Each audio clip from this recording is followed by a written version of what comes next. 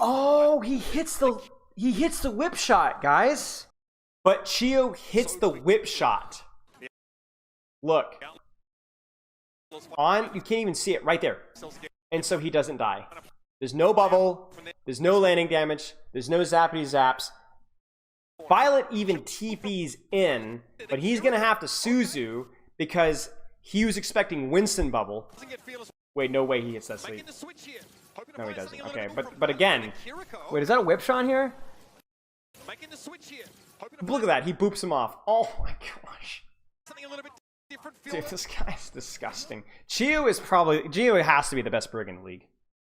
Now, I'm going to say something very, very, very important, okay? When you get on stage, there are a lot of factors that go into play. One new variable that goes into play is stage performance. Now, that's the case in all Overwatch League games. I think even in games when you're not at LAN, your ability to perform under pressure is really important. But that gets multiplied by just a wee little bit on stage with the crowd and with the pressure of the playoff performance and playing up against the higher level of competition. So anything here that looks a little bit messy at times could not necessarily be a lack of understanding from either team or bad coaching or bad players. It could just be pressure. You being able to perform under pressure is really, really, really important. And that is going to force some players to make more mistakes than they used to through nerves. Other players might get too antsy and try to force things, try to pop off too much, right? So I think that what I will be interested to see here is not necessarily what either team is bad at, but what either team was good at or bad at under the circumstances of the stage. Because this is a different world. It's not totally different, but it's a different world. And your ability to perform under that pressure is going to be what separates you from, a good team and from the team that wins the championship. Now, is that why? Okay, I'm going to say it. I'm going to spoil the match, okay? Mute me right now.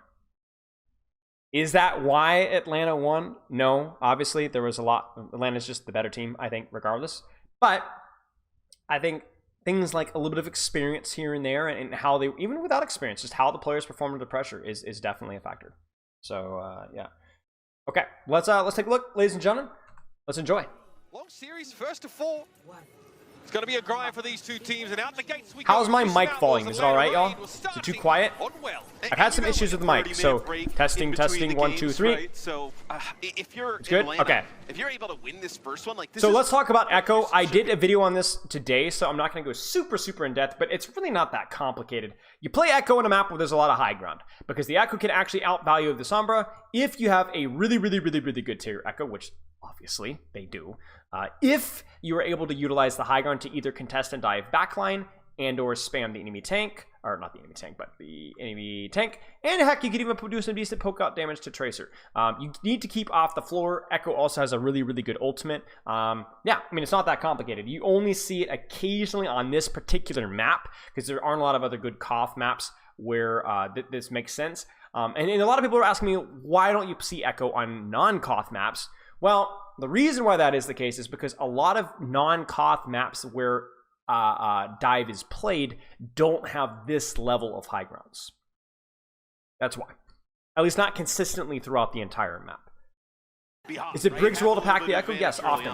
So for me, the question is, do you roll out your Echo on the high ground to contest this high ground to deny this staging here? Or do you set up your Echo above cage site, which is on the opposite side of the point here? And the reason why you might win this fight here is it denies their ability to stage on their high ground and ruins their dive. However, your Echo can't actually dive the backline very well from this position. You see how far away they are here or over here or even here? They're too far away. All right. So then Echo plays from here. But the problem is that Atlanta have adjusted here and the backline isn't really diveable from this position either. Do you see this? Brig and Honor are here. So we would have liked for Pelican to scout this and adjust and take this position here and be able to poke these guys out.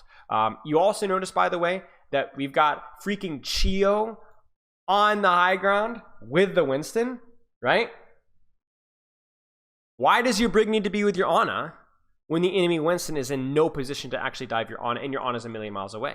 Why not proactively start to take and control space with your brig? This is really, really nice from Atlanta. And what you probably see here is that you'll probably see Sombra or Tracer looking to set up hack or punishes on the Echo, Winston, or something from this side of the map over here. That means they won't get packs necessarily. Line up for the Atlanta Rain, maybe no surprises here. Well, Lip is actually looking for Tracer. They were looking for Tracer. They were going to look for a hack on that Tracer, and then potentially a jump from the Winston. So then they bait the brig to rotate. Do you guys see that? So what they've done is they've gone, oh crap, we're losing the trade on the coast side for our Tracer. Our brig needs to go help. Brig drops, but then brig drops right in front of Lip, who can now hack and punish. And because the Winston's on the high ground, the Winston can actually punish that with the Sombra off angle from here. Really been able to flex on multiple teams with. They try to go for the punish on Winston. Winston jumps out. This is what separates men from boys, ladies and gentlemen. Watch Fearless. During the animation of the hack, he's already jumping out. If this is a lesser tier Winston, he gets hacked, he loses HP, he gets his bubble force, maybe he even gets naded, and then he either dies or they lose a lot of space. Hydrate, thank you so much. For the Atlanta Rain, Lip is out. Pelican obviously gonna need to now go it's just an huge opportunity to leverage some extra poke. You're going to see Pelican flying over here, taking an angle on Winston. Look at Dong Hack's HP. That's from the Echo poke already. Winston goes in afterwards, which is honestly a strange decision from Dong Hack, so that's going to cost them their nade. Sombra was out, which is why it was a little bit strange. Pelican predicts the stickies. It's going to miss. Tracer Sombra on the backline that's splitting attention. On the Tracer. I think if you're Houston, you go back. 3, 2, 1. Pressure. From here, that forces Brig back. Tracer's on the flank here. It's like, let's figure out how to neutralize him, right? We gotta keep they find and isolate the Ana at the same time. Now, I want you guys to watch this. Very careful that you guys watch this. They get the hack on Ana. Wall hacks on the Ana, who is right here. Okay? You guys can't even probably see that. Violet says, yo, what's up? Sombra in the back, bashes out to clear out the Sombra. Good move. Right? The problem is that then at the same time, that exposes the Winston, or the Ana, to Winston jump, because the Sombra went first. She baits the Brig. That allows the Winston to dive for free. He reacted to it, the hack. So this is actually where you have your Sombra hack, your Sombra tanking, so that your Winston gets a free jump, because you'd rather have the Winston bubble and jump damage than you'd rather have the Sombra damage. And then Happy is unable to mark Tracer properly. He peeks back to look at the Sombra, but unfortunately during that exact frame, Stalker just goes bam bam and goes to the back line. Phenomenal timing from Atlanta here. Like, this is like S tier timing right here. You don't even land an anti-nade. Now the question is, are Houston going to be able to respond? Pelican doesn't have a great angle to trade. And because Happy fails to mark, Happy's also not in a position to go for backline. So this is a two-man dive. Pelican goes in, Fearless goes in. Fearless gets slept off screen. We can't really see what happened. And Fielder and Chio are easily able to... Oh, they're not able to peel it off. But they die a lot slower. And that's good enough. Will they get the punish on Fearless? He gets the Mega. That's crucial. That's going to allow him more distraction. This buys time for Chio to trade. And this is where the Echo is really strong, guys. Like, the Echo is really strong in this side of the map. Look at Pelican on the high ground. What are they supposed to do about him up there, right? This is really good. Just in time to be credited with the elimination. Pelican, though, finds a focusing being target eventually. Fearless able to amble away from this pressure. So they're able to trade. Eventually has to succumb, but Pelican has been running rush. Houston has a little bit more space. There is the time. Look at this with Lip and Stalker, y'all. Look at this with Lip and Stalker. They're trying to mark him. They get the hack. Little bit of a mistake from Violet. He should not be hacked at that point blank range with shield. That's a mistake from Violet. And gets annihilated. And right there, yes, they're going to lose point, but now all of a sudden you're going to go back in this fight at an advantage. Now, whoa. I don't know how they catch Lip. I don't know how they catch Lip. They must have destroyed Translocator or something. I don't know how they caught him. Yeah, they're doing a Unfortunate. nice job here, Houston, just kind of keeping this rolling until they get Fearless back in the action. So Pelican really tight timing from Atlanta. Nice play, really nice plays from Pelican on trading backline there. Bit of a misplay from Violet. Bit of a misplay from a rare misplay from Atlanta Rain's backline. They hit the sleep dart on the monkey. I do think they should have been able to peel it after that. Double back to get a heal pack, and then once more There's the Winston trade. We'll probably see Echo going in with a copy. There it is, completely one shot. be a double back to get a heal pack, and then And because Lip isn't back from spawn yet, you guys notice this, right? So Lip is dead now. Atlanta, honestly, I think is playing this a little bit too aggressively, given the fact that Lip is back from spawn, so they're actually down one right now. So what this means is that they don't need to worry about the Sombra dive. So Dawnhack actually jumps, but I don't think he should have jumped. I don't even know what happens to Chio's health. Maybe he gets headshot, and he gets full sticky and he's low. And he gets blown up. I think he gets a headshot from Pelican. So it's a bit of a mistake from Atlanta. There's the Nano Winston in response. There's the full stickies. They trade Fearless with the Peel Pulse Bomb. The Sleep misses, but it still does the job. Atlanta with a little bit of impatience there kind of really screws it up there. And then Stalker somehow kills Happy off screen. Not sure what happened there. They're going to ego this. But Stalker is not in position to follow up, I assume. Where is Stalker? Yeah, Stalker's not ready. Stalker's not ready. Yeah, see, he's not close enough. He's not close enough. He's not close enough. Ouch. Bit of a misplay. Maybe they want to swap. I mean, we'll see, right? It didn't look like J3 pulse. type of Yeah. there, Yeah. Nice play nice plays by Pelican. Really nice plays by Pelican there. helping him get a 2 versus 1. You know, the devs talked about how if you're going to. And this is what we talk about with Echo. Like so much playmaking potential when you have somebody of Pelican's caliber on this hero. Probably love to have that EMP back. So Atlanta at this point in time, you're in a situation now where you need to be able to peel off this Nano Primal. We might even see the Nano go onto the Echo to just totally burn right through it. So I would like for, I was just about to say this, I would like for Atlanta to prioritize the off angles or flanks, whether that's a Winston, Tracer, or Echo. Because again, you're looking at Houston and you're like, you can go in all in with Nano on or Primal on your Monkey, but you're not going to kill anybody. It's gonna, at best, you're going to force out a rally, right? So it's just going to be like a live situation. So I think you look at this fight here for your Atlanta, and I think you need to start attacking the periphery, because the rally is less impactful when you're attacking the people on the flank. So I think this is where you need to try and get a gank, like a hack cheese kill onto either Pelican or, you know, the Tracer, or maybe force out a Winston bubble or something like that, so that you guys can actually take spaces. So they're going to go for Pelican. There's the Nano, but this is huge because look at what Pelican has to do. Not only does it force a defensive Nano, but also look at Pelican's shift. He shifts backwards. And so what that does is that means that if he doesn't get the trade on this Winston right now, oh no! Oh no. Dawnhack needs to survive this. He must avoid these stickies. Wait, how did they even kill him? Maybe he just walks into the stickies? That's actually such a big play from Houston. Atlanta starts that fight off really well. Like, Dawnhack could have survived that, but they executed him too well. And that would have been a disaster for Houston. A waste of a Nano, nothing gained out of it, and so on. Wow. In the current meta, where the best worst support ults, I think Nano and Rally are really strong in the dive meta right now. Right? Trade Rally for EMP, come back with, you know, you were thinking you could actually get. Oh, I remember seeing this. I saw a little bit of this match, only a little bit. Shu just freaking dies, guys. I'm not gonna lie to you guys. He freaking dies because he gets shot by Fielder from across the map and Tracer on the flank, I think. No, Sombra.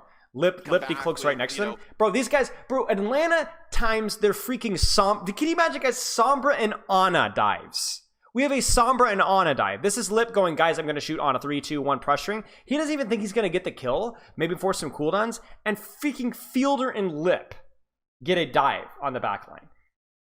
I'm blaming Lip's communication on this. Like, this guy is so good at timing these dives. Like, every little micro engage is like synced with somebody. It might not be Winston, it might not be Tracer, but it's with somebody. And somebody's going to get value out of it. And yes, this doesn't happen often, but it happens often enough to just straight up win fights off of it. I mean, that's crazy. You just kill the Honor. Maybe that's kind of the idea behind it. Fearless got Primal. I don't know where the sleep is here. We might need to see a rally here. Wow, they don't even need it. Great peel from Lip. So Lip translocates out after he gets his translocator force, and he ends up right on top of the Winston. That's a nice little strategy as well. Like, if you don't have EMP and they have Primal, setting up in your own backline can be a good way to peel that off, and then they just freaking kill Fearless. Probably overstayed his welcome a little bit, but it's actually oh my gosh. 90% and counting. But again, unbelievable discipline from Chio there. Nice setup by Lip. And a bit of a beef from Shu there. Just completely gets smoked. Oh, they almost get him. So they have a couple people in spawn, so Atlanta tries to pull the trigger. And so then now Atlanta goes from being like majorly in the hole to just 5 ults. And they win the fight off of that. And the Ilios obviously get up to 92%. That's fantastic for them. So then I think for Atlanta Rain, I think the best thing that you're going to try to do this fight is you're probably going to use either your EMP, Pulse Bomb, or Primal, or a combination of the three. Honestly, or even Nano. Like, you got really 4 ults on the field that you can really use here. I don't think there is a right or a wrong answer. I will say that going for the Nano Primal trade as it is loses a lot of its attraction because it's a lot easier to counter Nano Primal with a good sleep dart and a rally, right? So like, there's no real guarantee of getting a kill. However, with an EMP, there's a chance that you could just get the one shot right through the rally before the rally. So Houston have to be looking at this fight and being like, we need to kind of try and bait this dive and try to rally in response. Like, Violet can't get hacked. If Atlanta is going to one shot somebody if this is going to work. And so I'm curious to see how Houston approaches this. All 5 ultimates here. They take the top. Rain, you're going to be able to start cycling some of these. Winston goes to contest top. The Winston jumps to the opposite side. They're staging for backline. They're actually going to cheese on the Echo. Now, I assume they're doing this because on a Brig are inaccessible. Like, Houston's backline is playing too safe. Like, this is maybe they don't want to EMP this right now. Maybe it's too hard. Because you can also spy check this really, really easily as Violet. There's only like one path for someone to get there. So they get the hack on Echo. Nothing really happens. They actually don't spy check him, and then they nano first, which is unusual. Because the only way that this works is if during this point in time they're able to hack and isolate one of these targets. But I guess nano for rally isn't terrible. But yeah, Lip isn't able to follow up. They actually end up just kind of trading 1-for-1 and losing a little bit of space. They actually do get on the fielder. I don't know if it's Fearless or somebody's on fielder right now. They stage the dive. We're going to see a rally almost certainly right now. It needs to be now. There's actually a peel EMP because everybody else has got everyone else is kind of overextending. They get the punish on the Tracer off of the EMP. I'm talking about like the value of the EMP on Tracer. So high. So actually Lip is shooting the wrong target here. I don't even think he realizes he hits the Tracer. But yeah, the follow-ups there. Huge nade from Shu. Nano comes in late as Fearless is jumping out, which is really unfortunate. That being said, the follow-up is still there from the nade. Pelican's going to build copy and probably copy, I don't remember, he copies some. Is this where he copies Brig? You could definitely copy Brig here. Yeah, huge play from Shu there. Huge play from Shu there. The EMP as well on the Winston really fails. I don't know where Fielder's nade was there. Another big nade from Shu. But it's actually kind of atrocious that they didn't get a better punish on Fearless here. They don't even hit the nade. And you need the nade for that to work, because even if he gets nano and he gets naded, it's cooked. It's over. Talk about echo value here, ladies and gentlemen. Like, being able to copy this kind of stuff. I mean, look at how much attention Pelican is getting right now. And he's still alive. He's got like 2 or 3 people on him. And he's still here. It's huge. I mean, that copy. Oh, Fearless is one. Oh, huge stick by Happy. Did he even stick or did he just... No, he didn't. Chio just doesn't turn shield in time. He's able to live on through it. Happy takes out Chio as we enter overtime. Huge plays by both Pelican and Shu in this fight right here. Some rare misplays by, I think, the Atlanta Rain backline, I think. And not the best. The EMP, I think, was okay. Chio's a long way from the fight right now. It's all up to Fielder in his absence, and Happy wants to shut the door on them. Early pressure. Gonna force an early seed dart, and Houston pulls this one out. Wow. Wow. Really nice play by Houston here. Really nice play by Houston there. Huge echo value, mates. Huge echo value. I know, show that goes on. I mean, look at this, right? Not a normal match, as we'll see this from Look at this, 70 HP. Nice job on the focusing beam. Oh my gosh. Look at those stickies, guys. Like, that's crazy. Alright, so then Atlanta Rain mirrors Echo here. Which makes sense, you know. I mean, Stalker, obviously a really good Echo. This map is really good, even better for Echo than the previous map because the high ground above point is like so valuable. Same kind of things here. Now, the interesting thing here is that the Echoes are fighting for this position here, which leads me to believe that both of these teams are at some point looking for a dive on high ground, where you have like your Echo either duel the other Echo and look for an opportunity to flank Sticky from here. Once point unlocks, though, the team that has the Echo above point is going to more likely than win point. The question is that more valuable than winning the dive in the back line? Because obviously from once you're here, you can out spam them and then spam point with your Echo here, but you can't exactly dive the back line from there. Both Pelican and Stalker. One Tracer on point, one Tracer on high. Lip on high means that he's in a better position to actually dive backline if he wants to. The other one's in a better position to pressure point. What happens here? Winston jumps top. I don't know where Houston's backline is here. This jump from Donghack is very aggressive here. They actually rotate out. They try to peel off Donghack, but he survives quite easily, and that's a lot of space lost. Like, look at Pelican, look at Fearless, and look at the Houston backline back here, right? Really, all of Houston's all in a clump, and we've got all these angles controlled by Atlanta. So if they're able to survive here, huge nade. And this is why the nade matters, guys. Look at what happens. They don't even go for the backline off of the nade. They nade the backline. Backline hides. Now we dive monkey. Full stickies. Donghack might die. They actually don't have. Okay, they're barely like. Oh, they naded. And they nade. I think. Yeah, they nade to peel right here. They nade to peel. And they actually hit both of the flankers. That's a happy recall. But Fearless is unable to get out. He doesn't jump out far enough, and he ends up dying for it. Oh my gosh. Atlanta almost breaks right there. Donghack almost dies. Fearless almost died, but they hold on just barely. Oh, wow. How does one team's on a brig avoid the other team's nade on the high ground? A lot of it is brig shield, and a lot of it is not being totally static. Like, you'll see teams ping pong between this position here, and then going in here, and then going here, and then going here. So they'll like ping pong a little bit. They won't stand perfectly still. Like, one thing you'll notice from whenever they pull up on a POV is how many nades miss. And not because the Ana is missing them just because she's bad, but because the enemy Ana brig are like constantly like doing like these mini rotates, which makes it really hard to land. You don't stand perfectly still. We saw it first fight, right? Houston goes from their backline from here, they go to here, and then they rotated right back again. And I think, you know, one of the Atlanta got hit by nade because they stayed too long in that one spot. Pelican going underneath, it definitely looks like Houston is looking for that dive in the backline. Donghack does not go for the backline. Instead, he goes for the Echo, which is huge value, right? That's not a terrible 1v1. The problem, though, is that he keeps eating stickies. But the unfortunate thing is that I think this is maybe a bit mistimed from Pelican because he doesn't get any support. He also gets naded, which is obviously the big thing here. But I don't know if Violet had LOS in him. I think they might have been rotating. I can't quite see. I think they might have been going up the stairs at that point in time. But yeah, huge nade, huge punish. They trade backlines. Stalker's in. Stalker peels back once the dive has failed. He gets hit by a counter nade. A huge nade from Shu. And the nano on Fearless. Oh, where's Fearless? Where's Fearless?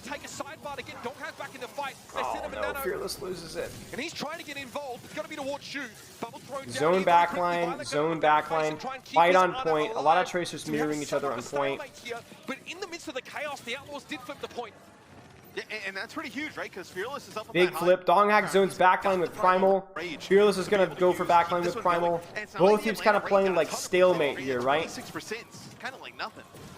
Nade hits. That's going to force him out. Donghack also gets naded and gets... No, Donghack gets slept, which means he's going to lose a lot more HP, which means he might actually die here. Okay, he doesn't. That forces a lot of pressure. Lip forces the Tracer duel. Not enough to pressure the enemy. Winston down. Is he going to be able to get the stick? Fearless gets punished. I want to see what's happening here. 26%, kind of like Fearless gets naded. Is Fearless greed? Yes, he does. So he jumps top. but I don't know where Ana is. No, Shu's dead. Like nothing. Wait, I didn't even. I missed that, Not like guys. the Atlanta Rain got a ton of percentage. 26%. Kind of like nothing. Another bio here on. Oh, he gets juggled off the map. Shu gets juggled off the map, guys. He's off the map. Donghak gets slapped, but he gets Shu off the map. Another bio here on Fearless. That's why Fearless dies. Save him off, and it's going to work again. Donghak, within that primal rage, found Shu. Even with the biotic grenade, parting gift from. What the Echo Winds do is typical. Yeah. You can mark, like, you can pressure point. You can pressure the enemy tracer. That's generally the main things that our tracer are doing. Shu's not enough to pressure the enemy. Winston down. And there it is, the Echo now getting some work done for the Atlanta Rain. Focusing beam deals with huge play by Donghak there. Is able to get the play in the back line. They're going to try and commit it. Huge pulse bomb. Rally for rally. Pulse for pulse. Both hit, but Atlanta starts this fight at an advantage, so they're going to finish this fight at an advantage. Yes, they're going to have to give the point up, at least for a brief period of time. It looked like maybe Fearless and Co. is going to come on back in, but the Outlaws take the lead for a brief moment. It'll now be the Rain who take the lead. So what are you looking at here for Atlanta? So like this is like a classic dive thing right here. If you're a fielder here and you see a good opportunity to nade somebody that's staging from here, you don't even need to nade backline to go for backline. You can just nade here. Like, especially in the situations here where you don't quite have your nano, you don't quite have your primal rage, you don't really need to be going for the backline. Instead, you could be aggressively marking space here and using anti-nades on DPS that are trying to stage. You can also use it on tank as well. Let's keep watching. Now, we might see a copy from Stalker, so we might see an aggressive dive. There's the aggressive dive from Fearless. I think this is a... Stalker's having a great round, Matt. So he's going to save nade. Fearless lands. We're going to see almost certainly a nade on Fearless. Now, here's the question, guys. Why is Donghak peeling? You guys see this? Why is Donghak peeling? Now, you guys know when I coach tank, we always talk about don't peel, trade backlines, trade backlines, trade backlines. Okay, why is Donghak peeling here? Donghak, professional Overwatch League tank, peeling, doing what he shouldn't do, right? Wrong. This is the right play here. Why? Think about it. Why do you trade backlines? What is your goal by trading backlines? If Donghak jumps on a Brig right now, is he going to kill on a Brig? Does he have Sombra help? Does he have Tracer help? No. It's not going to happen, right? You trade backlines because you want to cut off healing, you want to threaten kills, you want to block nade, you know, whatever. But the problem is that right now you don't have any help. If you're Donghak, maybe you could go with a Stalker copy, but you don't really have any kill threat in the enemy backline. It's too easy for them to whip shot you as you try to jump in the first place. And the other thing too is it's like the enemy nade threats are all in this one spot.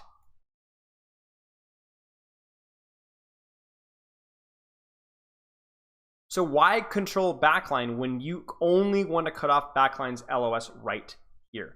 If you bubble this right here, no nade from Shu. It's over. Normally, you trade backlines because Shu could do something over here, Shu could do something over here, but that's not really the case right now. It's only here. Everything right here. So we just bubble off this spot right here. And why go for an RNG dice roll and I'm going to dive backline, maybe I get whip shot? Because that's the danger, is if Donghak tries to trade backline, what if he gets whip shot and he ends up on the floor? Now they get a free nade. Hey, what's up?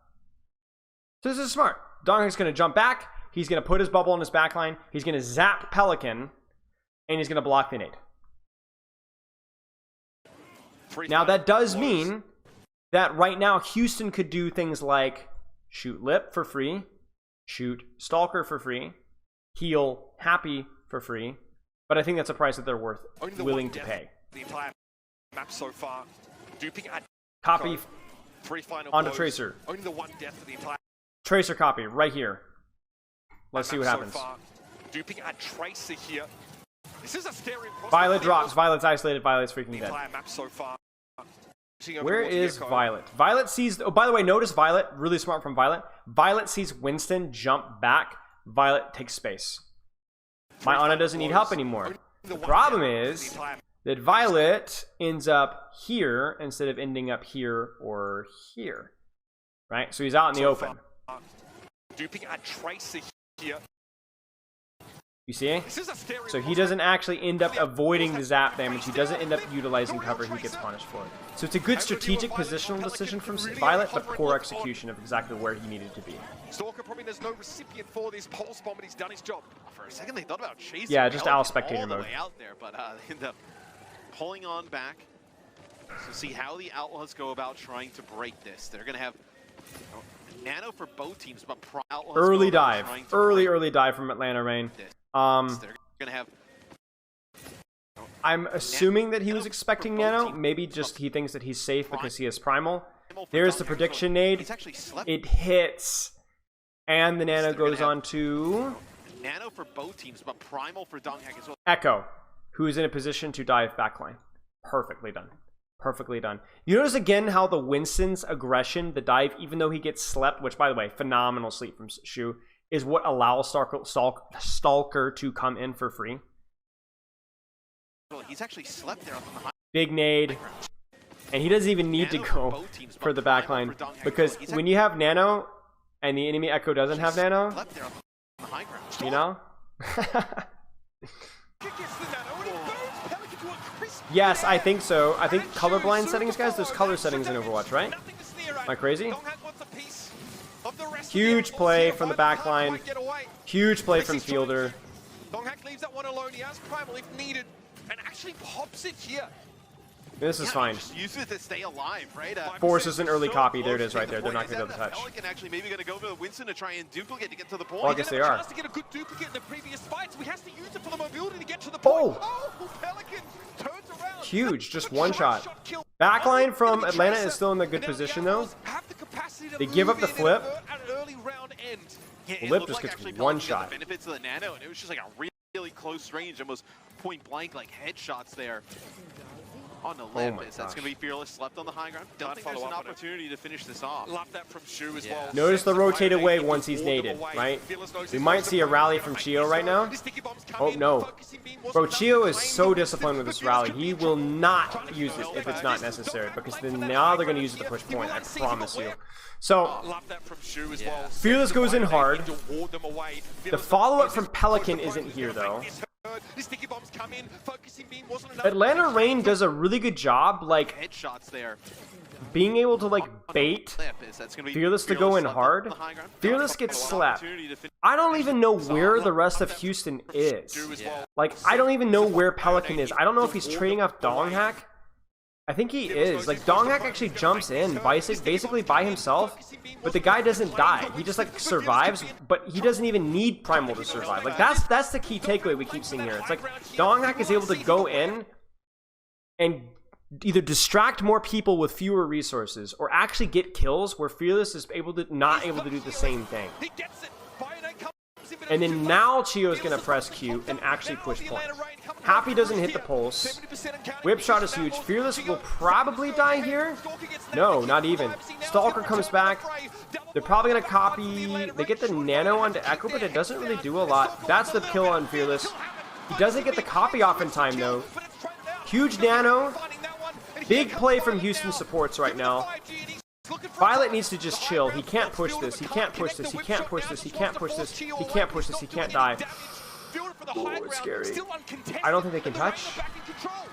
Yeah, and who's going to be here to get the touch? I mean, Fearless comes back on Fearless the Doom, goes and point looks as like he's gonna Doom, work his way to the point. but he doesn't get out on his disengage. He's going to die. He's low. The sleep is good. And Flip finishes the job. Violet trying to get into the fight. It's going to be Donghak going down to the whip. Copy. Stalker has another Duke Tracer. Lip gets the kill and Happy, another Duke Tracer, and that's it right there. Okay, so really, I think the key thing here is that, like, Fearless is just not able to get anything done.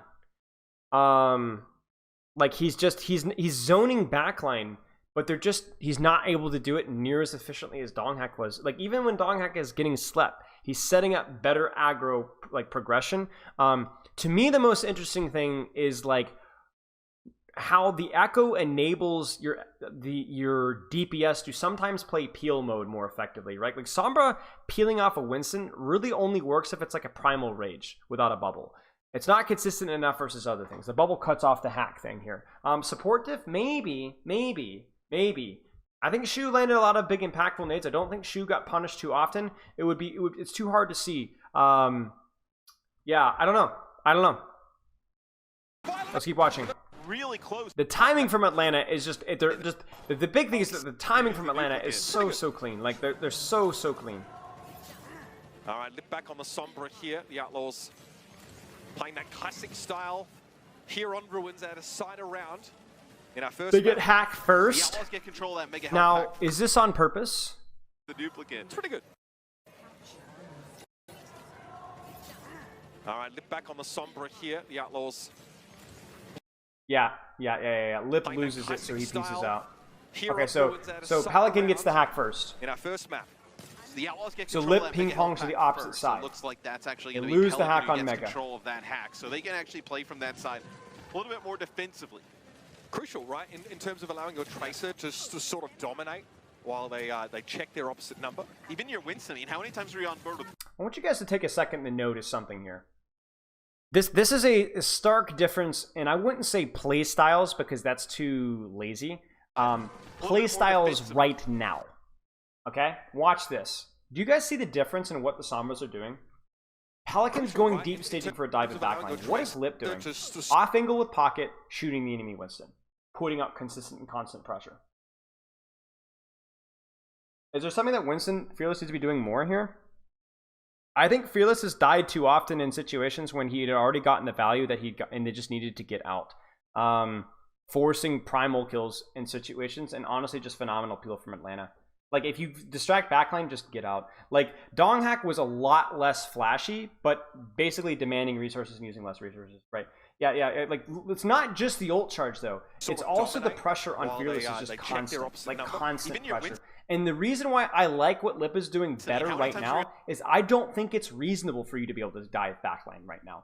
I think, like, look at how far away Fielder is, right? Fielder is this, like, I don't think you're going to get a dive on Ana this far away right now. So Pelican's going to go for a hack, but you're not going to get a dive, so why go for the backline right now? You know, you only place Sombra 76 when there is something that, like, when you can do decent range damage without getting your head blown off, and when you can't stage for backline. But right now, you can't stage for backline, so why are you staging for backline? I think this is a mistake from Pelican.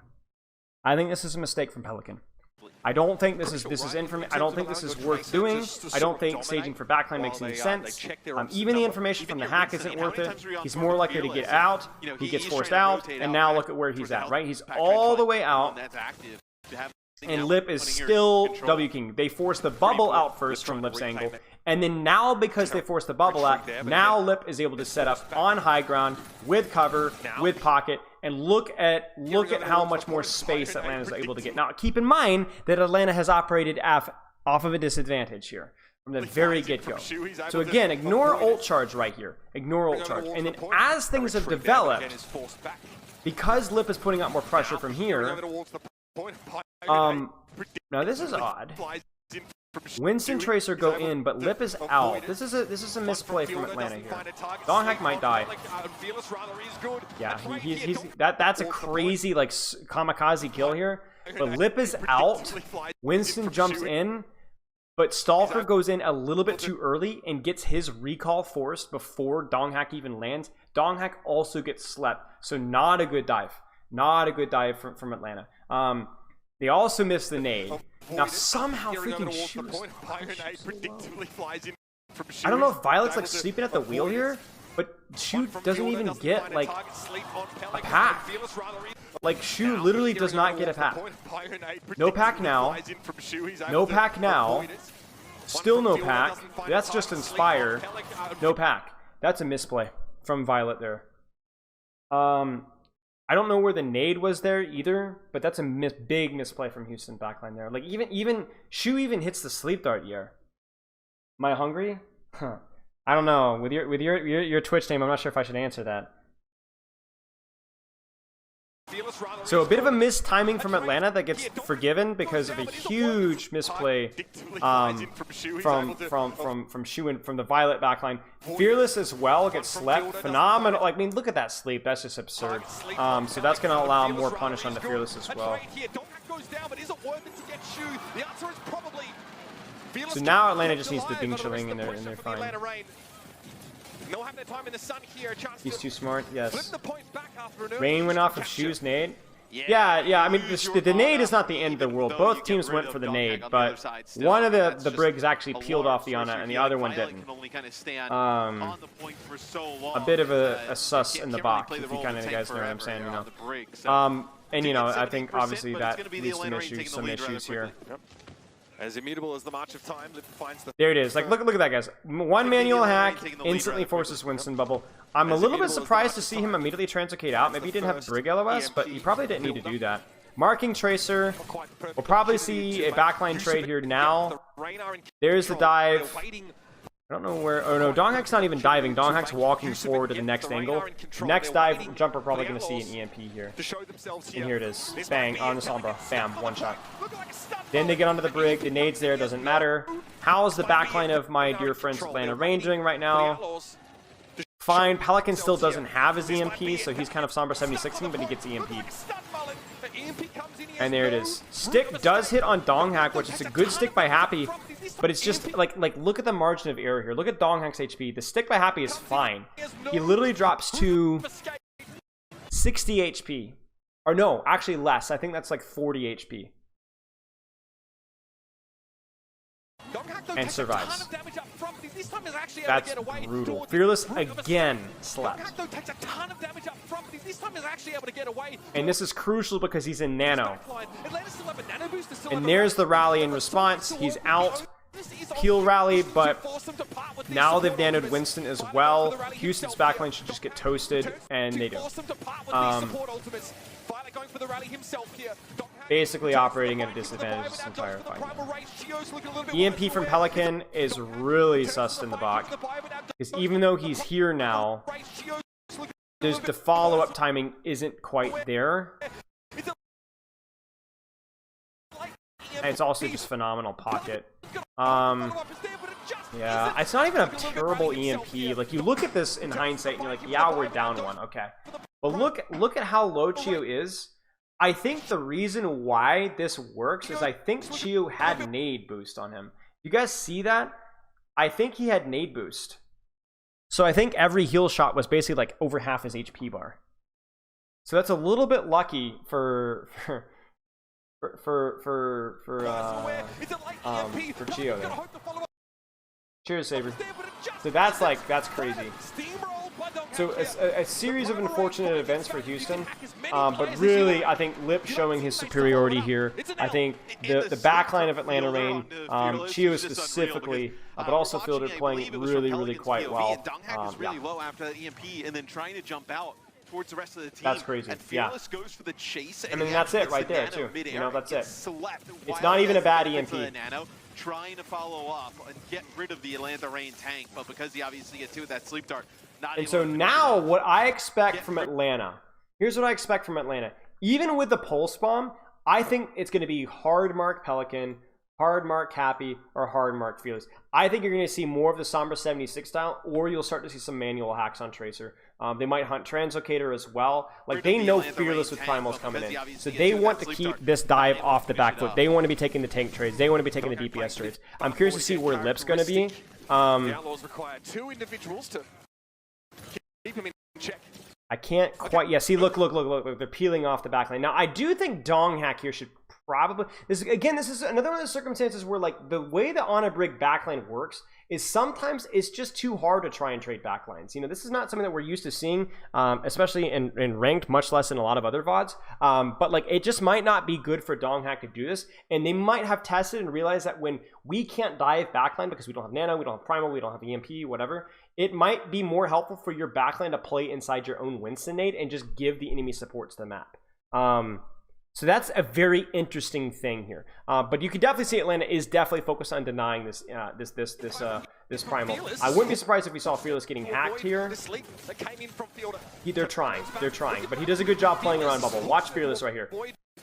Zoning backline. You see the hack, and then he gets inside of his bubble. Cancels hack. Really nicely done. Now he just needs to get out here. You see, this keeps happening. Ah! This keeps happening. Like, this is a great Primal from Fearless, right? He gets in there. He doesn't get slept. He gets a lot of pressure. He baits Sleep Dart. He baits Nade. He gets the Brig out in Narnia. He cancels Hack. He's got literally 5 members of Atlanta on him right now. Gets a nice little boop there. Gets the Nade again, I think. And then all he needs to do is survive, and he can't do it. He can't do it. I think even before he gets naded here, probably at this point in time right here, he needed to get out or play near to cover, right? It's just a little bit of greed. Oh, Drac, thank you for the sub, mate, right? This keeps happening to Fearless, because right now you're like, well, what did he get out of the Primal Rage? Well, he got a lot. Atlanta Reign lost the entire point. They lost all the off angles. Their entire team is grouped up in a giant clump. I'm not so sure that I loved exactly how Atlanta played this one, but they gave up a lot of space. And now the enemy backline from Houston has like all the off angles, all the things in the world. I think it's a good value, right? If we're looking at things from like an intangible space perspective. But he dies for it. He dies for it, and that's a problem. And that keeps happening with Fearless. Oh, whoa. The Atlanta Reign. Say righto. Who else do yes, thank you, Batsian. This point? The answer is Does Hat go on cooldown when you go out of LOS? It's weird. It's weird. I would have to go. It technically has an internal cooldown, but I don't think if it like actually executes off, I don't think it cancels. Yes, it gets canceled by damage. Right.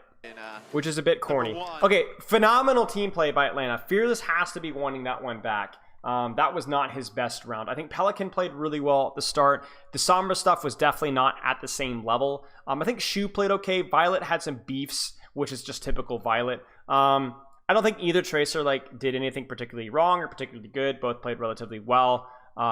Stalker, Echo was pretty good.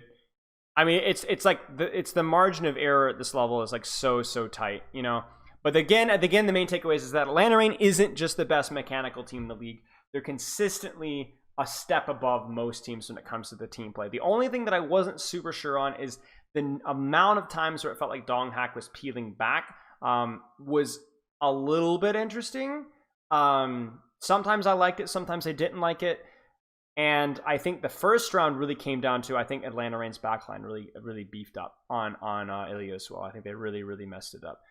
I also think some misplays from Lip with timing things with Stalker, a couple of RNG rules that just didn't fall their way. Is Reign meta immune? Yes. One of the most meta immune, if not the most meta immune team. Yes, just trying to get a hook maybe onto Pelican.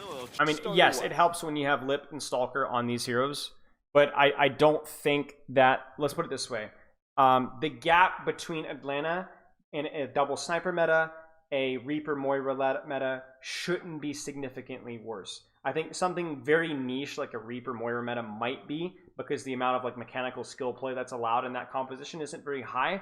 But one thing that Atlanta has also shown is a high understanding of good fundamental Overwatch macro and good teamwork. So even in a meta where that doesn't allow for a lot of mechanical outplays on strength tiers, I still think they're pretty good.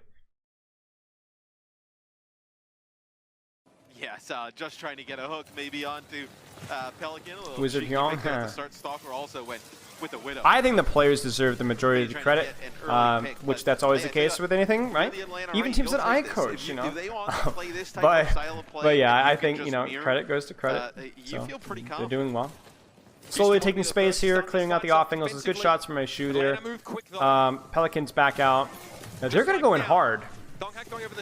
Now, this is a classic Donghack, all right?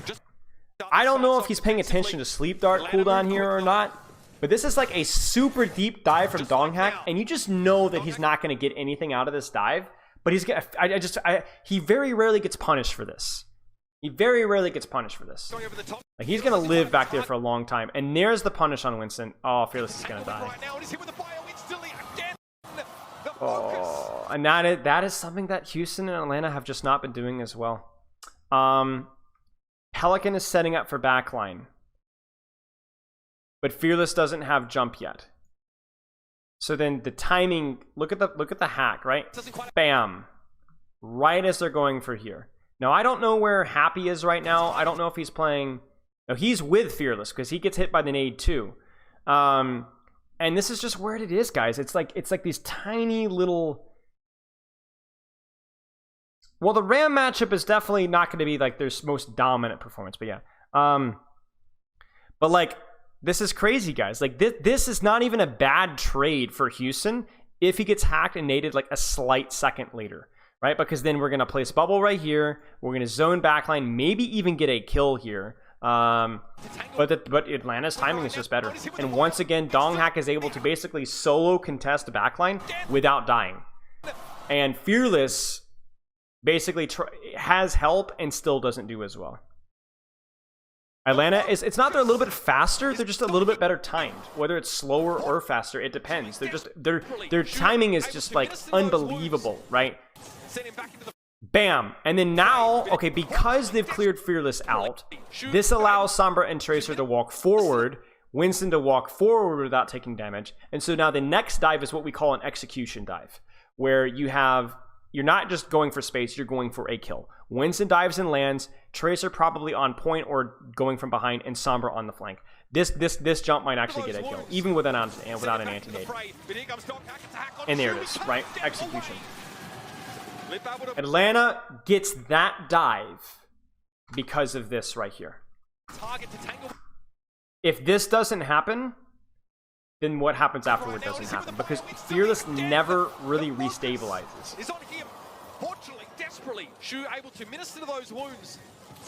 And I also want to point out as well, watch very carefully. You guys see Pelican? Watch Pelican. Out. Then they dive in. Backline can play with maximum aggression. I think Fielder might have even hit a shot there off of the dive. No, he didn't.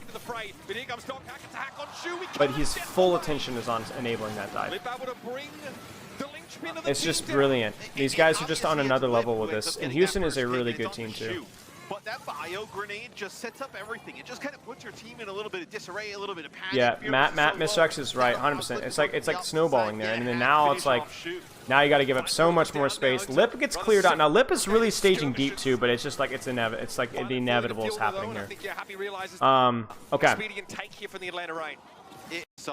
Perfect hack, Shu couldn't aid. That's it. You know, it's like little stuff like that. Like, how many times have we said this in the last 20-30 minutes? Oh, they're just this close, you know, whether Fearless surviving, whether the armor pack not being there, the nade not being there, you know, Shu hits that shot on the Ana on Ilios well with the Tracer on the flank. It's just this team's just built different in that regard.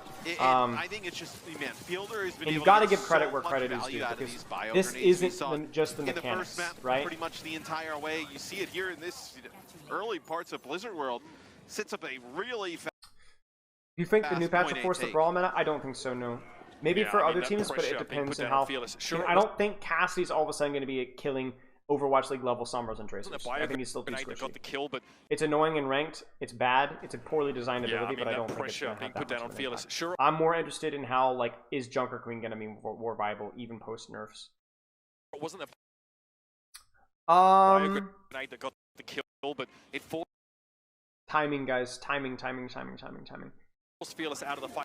Happy is positioned strangely here. Sure, it wasn't a bio grenade that got the kill, but it forced Fearless out. Yeah, I mean, that pressure being put down on Fearless. I don't love this from Happy. He's poking here, but I think Happy playing here would be a little bit better. I think part of the reason why this is happening is that he's trying to avoid getting EMP'd. The problem with avoiding getting EMP'd is that then you do a poor job of spy checking and marking the enemy follow-up off of the so what this means is that they get a free dive. Now, I know what Houston is doing here. They're going to nano the brick. That's the goal anyway. Question is it going to work? But it forced Fearless out of the fight for a long being put down on Fearless. Sure, it wasn't a bio grenade. Where is Ana? Is Shu in the high ground? Yeah, I mean, that pressure being put down on Fearless. Sure, I can't quite see. I think Shu's on the high ground. But it forced. Yeah, and Violet LOS's Shu. Oh, man. Fearless out of the fight. I mean, obviously, it needs to be pixel perfect there, but there was an opportunity for that to work. And freaking Shu gets hit by the EMP, too. That got the kill, but it forced Fearless. That's actually crazy, man. Oh, man. Yeah, it's bad, guys. It's bad. Now, Pelican does the right thing here. I mean, that pressure. Pelican is in their spawn, and he's looking for translocate. You guys see this right here? He finds it right there. So theoretically, there is an opportunity to trade. Yep, and there it is. Good trade and live. That's a nice play by Pelican. Lip will be traded out though. Happy finding a key kill involvement from Shu. Perhaps a sleep dart at work. Either way, this does very little to stymie this early momentum from the Atlanta Reign. They still want to surge ahead. They still have their Winston in play. Yes, it's going to be actually, it was Pelican and Fearless. Sleep on Dong Hack. The payload to train Deep. That's a decent EMP. That's a good EMP. Look at this. Pelican gets here. The Winston's in position. The Tracer's in position. He hits 1, 2. He hits both the Ana and the Brig at opposite sides of the map. And I think Fearless jumps Ana. Yeah, so he's going to isolate Chio off. And then they get the stick on Fielder. Yeah, this is good from Houston. They also nano. They nano the. Who did they nano? I think he nanoed the wrong target. I think Fielder nanoed the wrong target. Yeah, he did. Wait, did he? No, guys, the nano gets canceled. Nano got canceled. Nano got canceled. Even a little bit more. That's going to be an EMP. You're going to get both supports. I saw a Sombra kind of glowing, but no. Nano gets canceled. There's a sense that Pelican definitely wanted to let that EMP That's crazy. go. Again, margin of error. That's unbelievable. Because that would have been a fight winner right there. Not a fight winner because he gets pulse bombs, but yeah. My question is, where's Stalker? How is Stalker letting this happen? Is he setting up for the enemy backline with his pulse bomb? No, he's trading on the enemy Winston. He's trying to mark, but he does so unsuccessfully. It's a bit of a mistake from Stalker there. Would have liked to have seen him also. Stalker also needs to be forcing Pelican's Translocator right now. Like, he needs to get Pelican out. I think Stalker's going back to peel on the Winston. Maybe like land a pulse, but I think like that's a bit of a mistake. Yeah, he goes to the pulse on Winston and he misses it. Okay, so that's what happened. I was so confused as to what happened. So definitely a misplay by Stalker there. At the very least, Fearless should have died for that. But this is crucial. The Outlaws felt like they were letting things get away from them. Yeah, nice play by Houston, misplay by Stalker. Unfortunate error, not even an error, but just unfortunate timing from Fielder.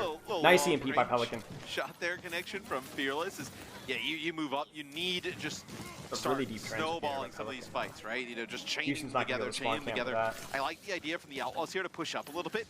You know, get aggressive. Don't allow the Atlanta Reign to set up some of these plays. It's another sleep. It's a big one. It's just stuff like this. Push up it's a little bit. You know, get aggressive. Like Fearless Don't has allow to be the better. Atlanta Reign to set up some of these plays. Like, does his bubble get stuck? No, he bubbles on the floor. Why? Chain them together. Why does he bubble this? I don't know why he bubbles this. I don't know if he's in the act of getting hacked, but like this is a huge problem because now when he's actually engaging, immediately has to nano or primal, and his HP is getting like completely tanked. Like this is the kind of stuff that Fearless has not had a good match so far. He's not had a good match so far. Like I don't know what the threat was here. I don't know if it was Lip. But we get a bubble, and then he tries to do a slide jump. Easy sleep by Fielder. Easy punish. And then now the primal peels off. It's not even a good place for him to be fighting because Pelican's not even there. So it's really not good. I mean, Dong Hack is just totally being chilled. And then now Atlanta can actually walk out. There's a nano. Good block on the sleep dart. He gets a split from the Brig. That's a huge misplay from Chio there. What happens to Chio? Does Chio just not ready for it? I think he hits the whip shot into the wooden plank. I think that's a misplay by Chio. And then Chio isn't able to get there in time when Chio dies. So Fearless gets honestly quite lucky. But how does Dong Hack get the kill in the enemy backline? He doesn't even get nano. Someone must get hacked on the backline. Oh, Violet. Rallies too late. And then dies through the rally. Oh, Violet, sir. Sir, Dong Hack is just honestly. No, I mean, that's both supports, but I don't know if you're going to be able to actually turn this into much of anything here for the Atlanta. Oh, man. Rain. I mean, yeah, Atlanta's just consistently timing things better. Even with the misplay from the backline there from Atlanta, they go into a fight that there's no way that Atlanta should have traded that, and they did.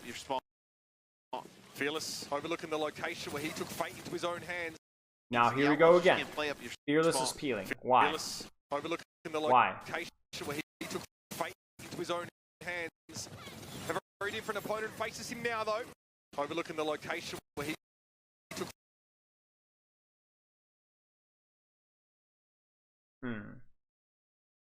Fate into his own hands.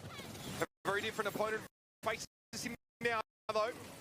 He'll drop down, try and deal with his young upstart, his dog hack. A very different opponent faces Fearless, overlooking the location where he took fate into his own hands. Maybe he's expecting EMP. I think he's predicting EMP. No, we've not had the replay reviewer rant yet. I've been a big boy today.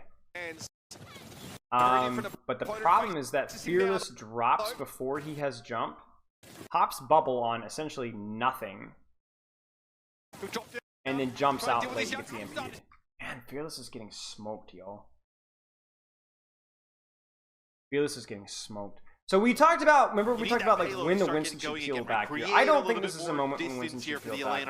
I think this is where you can have your Winston on cart to try and bait a hack, or try to bait like put pressure on the Tracer and bait EMP. But Fearless goes back on the Winston. Commits bubble for goodness knows why. I have no idea why. I know Dong hack gets pulsed. He doesn't even get pulsed, I don't think. Maybe he does, I don't know. Tries to bubble isolate and gets punished again, instead of being able to jump out. Ah, gosh, guys, like this is... Yeah, so the reason why you guys are seeing so much tank focus on this map is that this map is so broad and so wide, it's very inconsistent to consistently be able to dive backline. What are the other maps that are played? What's map 4? I guarantee you on Esperanca we'll probably see more backline stuff. But this map is so broad, you know. It's the reason why teams are running like deep here. Yeah, again, another mistake by Fearless. He uses bubble in a situation that doesn't really make a lot of sense, trying to isolate Donghack. It doesn't work out, and then he's just too slow on the trigger to pull out of the EMP. Pelican Translocator destroy.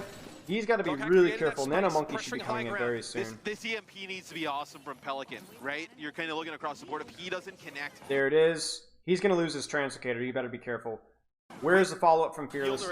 Fearless gets hacked. That's going to be... You're kind of looking across the board. If he doesn't connect... Nano Winston on backline. Shio gets the rally. Doesn't quite get out. Huge stage dive from Houston. Margin of error there is tiny. I want to know why Violet can't peel this off, though. With Fielder and Shio, they're in a lot of trouble. As that's going to be the rally. Kind of looking across the board. If he doesn't connect with Fielder and Shio, they're in a lot of trouble. As that's going to be the rally. It looks like both Lip and Stalker are on the backline. I can't see. Where was Stalker? Does anyone see him? Is he underneath us? From Pelican, right? You're kind of looking across the board. I think Stalker is going up this way behind, along with Lip. So backline trade, rally for EMP. Both of them are traded. Lip is probably going to have to translocate. Is Stalker going to hit the pulse? That's going to be the big thing. Yes, he does, or gets close enough to it. So they're going to finish that kill off. They trade backlines. Pelican's Translocator is easier to scout, so he dies for it, and that might be the difference maker right there. Yeah, that's it right there. He comes with full health, so he'll hang around for a little while. So it's a small error from, not necessarily an error, but just lack of a positioning. Like, Pelican's not able to get the Translocator where he wants it, so that's going to be it right there. What's the difference between a soft engage or an execution engage? A soft engage is going, we don't have the off angles or like proximity to like actually like hard commit on backline. So we're going to try and like maybe distract backline, but like we're going to clear out your Tracer, we're going to clear out your Sombra, we're going to clear out your Winston and allow us to walk a little bit closer so that we can reach your backline easier, or we can get a flank for our flanker. Like execution is just, are we close enough? Do we have the off angle or flank to where we can actually hard commit on backline? If the answer is no, then you soft engage until you do. But you need to have a reason for soft engaging. Like we're going to set up our guy in a flank. Above 3 minutes to finish it off. Look at this. I mean, Olympus is going to come up on another EMP. Chu wants to have his wits about him here. Stalker or so Tracer on the off angle is going to be trying to clear out Donghack. What happens here? Do we get a spy check here? Already starting to make that flank. No, Lip just gets forced out. Why does Lip get forced out? I am confused. To have his wits about him here. Stalker already starting to make that flank. It's strange. Thinking about it. Already starting to make that flank. It's strange. I don't know why Lip translocates out. Pelican on the back line. Goes for Fielder. puts a little pressure, distracts the backline. Same time, Donghack tries to clear out Tracer. Both bubbles are traded. Oh my gosh. They also drop down again. Donghack always going over his head. Rarely hey, look at this guy. Oh my gosh. Forces out a nano. Makes one there, but it's a nano for Violet. Yeah, I mean, they get the nano out. Atlanta so chills. Violet can't really get any value out of this. Good play by Shu there. Right? So now you can come back. Donghack makes an unusual error where his bubble has been forced, I believe. Maybe? Maybe not. Maybe he doesn't. Maybe he just doesn't block it. Can't really get any value out of this outside of living.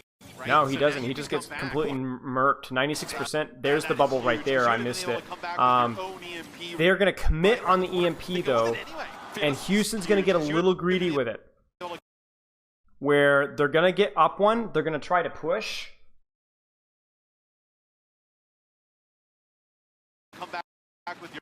And again, the timing here. It's the peel, right? That is huge. So Houston overextends. Oh gosh, man. Oh, Houston can't do this. Violet, not an LOS. Shu, off screen. So whammo. Fearless dies. Happy's out. It does cost them an ultimate, but that's going to give it an advantage that Atlanta can bounce back on. 2 minutes and 23 seconds on the clock. Now, is that worth an EMP? Kind of, sort of. It's not really a clean fight win. So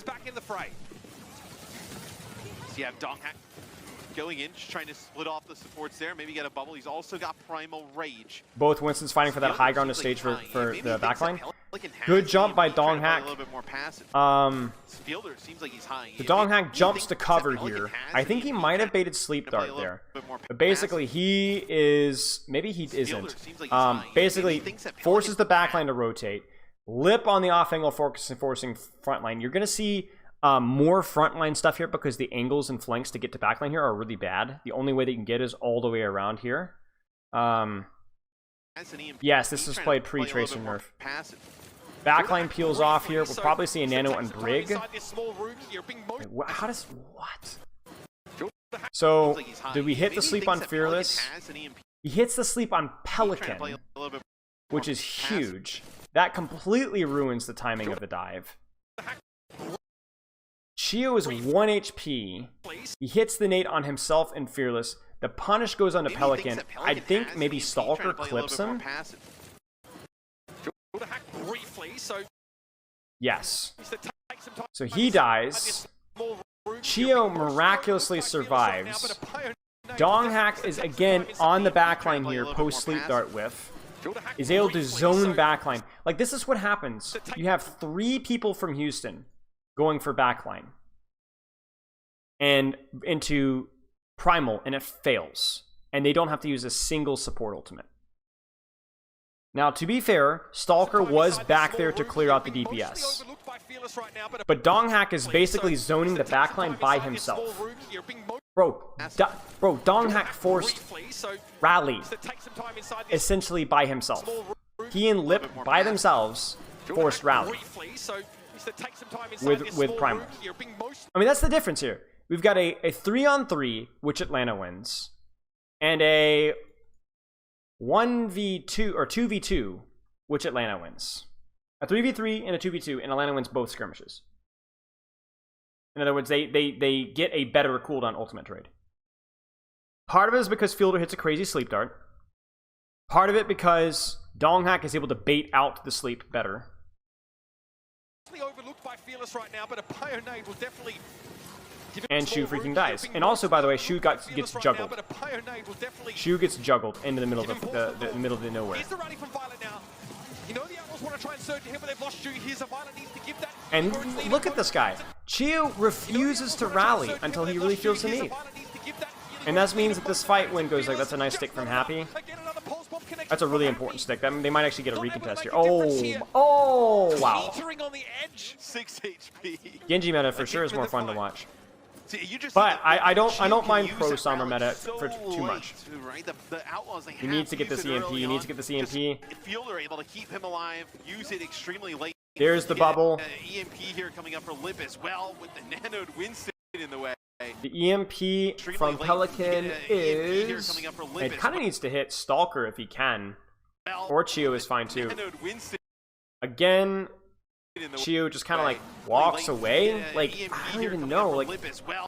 I swear, every time Chio gets shot... I mean, look at this, guys. How? Winston in the way. And they destroy his translocator, so now he might be dead. Yeah, maybe I'll finish this with Nope, some they don't time. go for him. Like, I don't... They're able to keep him alive, use it extremely late. You get an EMP here coming up for Lip as well with the It's not even that crazy. Winston He just in the way. bounces out to cover and then shields, and then he gets healed back up again. He just walks away. I think Houston's timing on the EMP is not as good. Like for example, I will say that we're very late here, right? Like it's half of a second late, right? If Happy is in this position, if Fearless lands just a slight second later, I think he dies. In the way. It's crucial. Lana, maybe I'll finish this with some time. The EMP on Donghack means he can't. And then now it's over. Most with that nano, but here. And this is the difference right here. This is the difference. The EMP goes off. There's the nade on the back line. Off of the EMP. Nobody's there to punish it. And yes, it's only the EMP is only on like these two guys here. And heck, they're not even shooting him. But at the same time, we have the same people. And oh, by the way, they nano brig, but it's too late. Lana, maybe I'll finish this with some time. The EMP on They Donghack nano means he brig too can't get late wasted. because the nade comes in as the nano comes in. So we've had some disastrous nanos from Shu's. Not even necessarily Shu's fault, just disastrous luck. 2 nanos lost. Wait, no, that was Fielder on the Chio, but yeah, disastrous.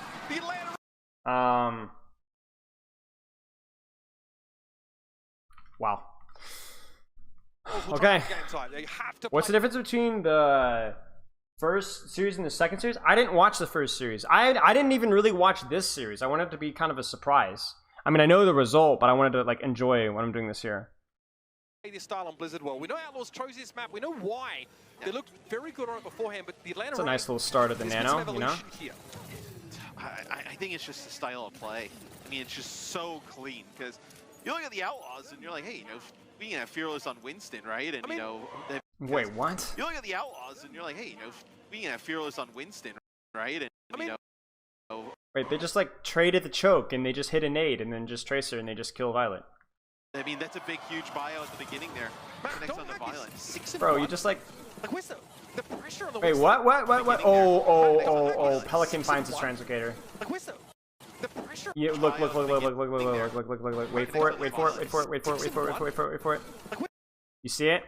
Pelican finds Lip's translocator. The pressure on the Winston is just not. I think Violet main support has been pretty good, honestly, y'all. But again, the margin of error here is just so tight, you know what I'm saying? Yeah, I mean, they have not been able to punish Donghack at all, right? Jeez. And Even with the seems kill like to they're Lip, playing this on is the just like defense such a because these, huge early setback biotic for Houston, grenades you are know? coming It's just from like Fielder, 30 right? seconds That biotic wasted. Grenade right at the start. It hits Violet, and I Did believe Shu get slept there? there. connects on we can have play. Oh no, I don't think so. One from some Wait, yeah, he did. The pressure on the Winston is just not there. Shots. At all. Jeez, man. Grenades are I Violet mean, you don't need to fast. really worry about your sleep dart as much if you have map control, if you have space, if you're not as concerned about the Winston jumping you. Happy hacked on the high grade Lip. I mean, God, he always tries to take the solo kill. That would be. Yep. Happy hacked on the high grade Lip. I mean, God, he always tries to take the solo kill. That would be. Lip keeps getting his translocator destroyed. Pelican's going rat So we're mode. looking a land Lip, teaming with Pelican is tactical going assailants. major rat mode right now. Happy hacked on the high grade Lip. I mean, I don't know where Pelican is right now. I think he destroyed his translocator in here, but Pelican is, that's the second time he's destroyed Lip's He translocator. does get punished though. Maybe lingers just a little too long.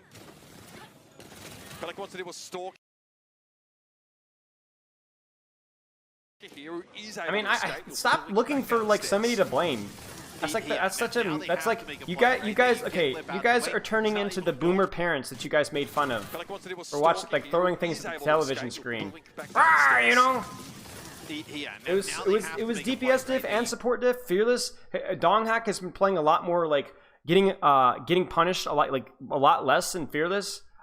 Fielder has I think played like made a slightly better plays than Chu. I think Chio has made fewer mistakes than Violet. So far, obviously Lip has played a little bit better than Pelican at points, but like I mean, come on, guys. Like, it ain't that simple, you know. Like at this level of play, even just like tiny little differences here and there, or just somebody having a bad day matters.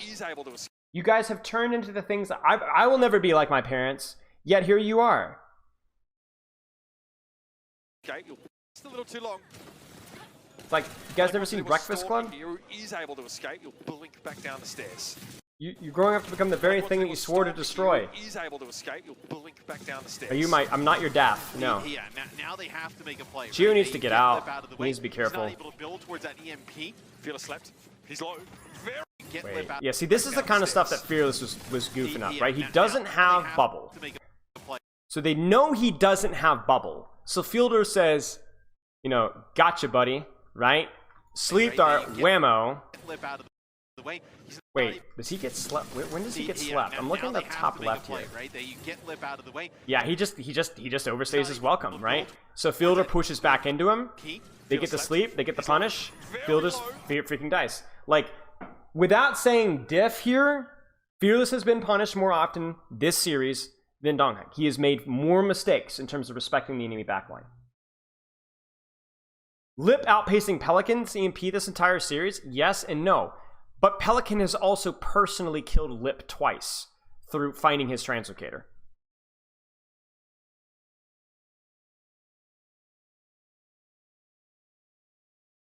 He's down. He's not able to make it out. So the initiator out of the mix here. You shouldn't have to make it 2 with 3. Make it out. So the initiator out of the mix here. You shouldn't have to make it 2 with 3. Nice pulse by Happy. We'll make this messier than it needs to be. I don't know if this fight is really won. I don't even know if the pulse spawn was worth it, but yeah, okay. Just the wall Atlanta Reign are erecting. You get a tick here, though. Fear the Outlaws, right? So you get exactly, Virashi. Like, you can see it even now. Even though Lip has died twice and Pelican's died, what, once? Pelican is behind an EMP ult charge. It's an opportunity cost thing. It's not a bad thing to do. It's definitely, I think, a cool thing to do on attack when you don't have a lot of space. But, you know. Now, ironically, this is yet another fight where Pelican probably should hunt for Translocated because he does not have EMP and Lip does. So, yeah. But still, I mean, that could have been your opening, right? You get rid of Lip. Yeah, okay, so Fearless jumps up. Still, I mean, that could have been your opening, right? By the way, you guys want to talk about why getting hacked matters as a Winston? Because he's going to bubble anyway. He needs to bubble to cancel the hack. Chat, what's the difference between bubbling now to cancel hack as Fearless versus bubbling now to stop him from dying from hack? What's the difference? So this is a mistake from Fearless. He starts to get manually hacked, he should have bubbled immediately. He should have bubbled. So what's the difference? Because the bubble's used either way, right? So what's the difference? You can't primal? Well, he doesn't want to primal either way. He had to give it the space, right? So he's not shooting Stalker and Lip on the high ground with this bubble. If he bubbles now, he shoots Stalker. Maybe forces Stalker away. Maybe forces Lip's Translocator away. So not only do you not get hacked in terms of you don't give the Sombra the damage boost, but you can also actually use the bubble. Right now, still, I mean, that could have been your opening. He's not using the bubble. So he's not using the bubble to control space, to do damage, and like you said, he has the damage boost from hack on top of him, as well as, I guess, there's a little bit of scouting information as well. Right? You get rid of Lip. So that's the kind of, like, Fearless has to bubble that one. Not able to capitalize. It looks like Pelican's looking for Translocator. Not able to capitalize. Yeah, he's looking. Fielder really playing Look back at where here. he's playing. Yeah, they're tracking. Wait. I think they've tracked in the Wait. Okay, I think I know what's going on, guys. So, hear me out. Obviously, you know, Anna's playing a little bit further away because Nano and Primal. Playing co-side with Nano Primal is pretty scary because there's like a lot of like boop threat right there. It's crazy. I also wonder if Fielder's playing here to protect his Sombra's Translocator, where he can communicate with Lip if the Translocator is destroyed, or he can try to punish Pelican for destroying it. I think the boop thing is probably the primary thing here. But yeah, you see it? You see it? And there's the frontline EMP. Oh my gosh, these guys are so good at the game. Like, I can't even, like, I can't even like break it down fast enough. You know what I'm saying? Like, he shoots them, he translocates out, they walk forward, and there's the EMP. And again, microseconds. Fearless has to primal rage this. This is great from Lip, but also huge errors from these three gentlemen. Translocator, recall, primal. There's your solution. And yet, none of them hit their buttons. Like, it's a great play. But you just can't. We talked about this all season long during our companion stream. You cannot get EMP'd like that. Ping Copium? Yeah, pretty much. Like, you can't. He translocates those on land, y'all. Good try by Violet to try and bounce back. Honestly, like, this is so ugly, but ultimately it ends up not doing jack all, so that's a little bit unfortunate. Oh no, this is mental boom. This is mental boom. This is mental boom. Nobody's in position to follow this up. Fearless is low. Fearless has got the backlane isn't there. The translocator's destroyed. He panics. He tries to make it work. He just freaking dies. The Tracer's not even there. Mental boom. They do catch Chio though. That's a misplay by Chio. I think Chio greeds his. Yeah, Chio greeds his. Deal with it easy. His EMP's gotta be big, but the follow up again. So they greed the. This is a bit of a greed from Atlanta.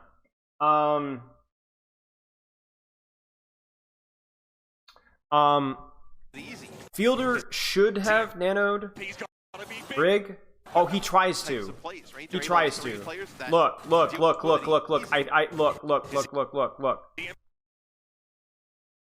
You see it? Get down, Mr. President!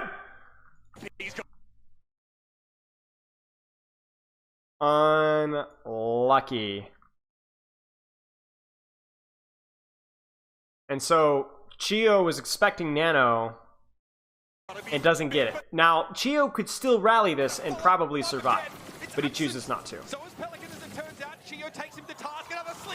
That being said, Nano Tracer hurts. This is why you use confirmed target? No, actually no. Very few OWL players don't use confirmed targeting because it's slower. You don't have the time to like confirm nano at this level of play. It takes too long. I don't know. I don't know any OWL Flux support players that use it. Same thing with confirmed copy. Yes. Troops out of dodge. And what ends up happening is half the time the people that I know use confirmed nano just like double tap it because they're just like yeah go, and then they end up accidentally messing it up and it like kills the point of having confirmed nano in the first place. The only benefit of confirmed nano is it allows you to nano people on the other side of a wall. There's like a brief grace period that you can kind of use. It's not like the worst setting in the world. It's not like a huge competitive disadvantage, but it's not like optimal or anything. I mean, 42 minutes. The key thing is to just position yourself into like around it, you know. Hey, we should give him 40. They may need 42. So Nano Monkey will probably just see a primal or a rally defense. They really need to mark that Tracer. The Sleep Dart doesn't hit. Oh, huge misplay from Houston. So Fielder goes for the sleep, which isn't a misplay, or from Atlanta. But Chio does not hit the rally in time, nor does he hit the whip shot. Look at Chio's positioning, y'all. Look at Chio's positioning. Right before the dive goes off, do you see this? Chio is looking to help the Tracer at the same time as the Winston actually jumps in. Rare misplay from the Atlanta Rain backline. So that the Winston literally lands on the Ana, and you can't do that. You can't. Your Ana can't live that. Yeah, Chio was distracted because his Tracer was crit, so I don't know what happened to cause that to happen, but the good news is that Atlanta actually disengages this, so this is smart. This is still winnable here. Oh, huge play by Pelican, destroying Translocator, and that might actually kill the push. Aw, see guys, I need to stop talking. So good job by Pelican destroying Translocator. That puts Lip in a really bad spot. But again, like, I don't know why Shu and Violet are on point. Like, there is no way that this EMP should hit Shu. No way that this should hit Shu. Shu should be right here. There's zero reason for Shu to be here.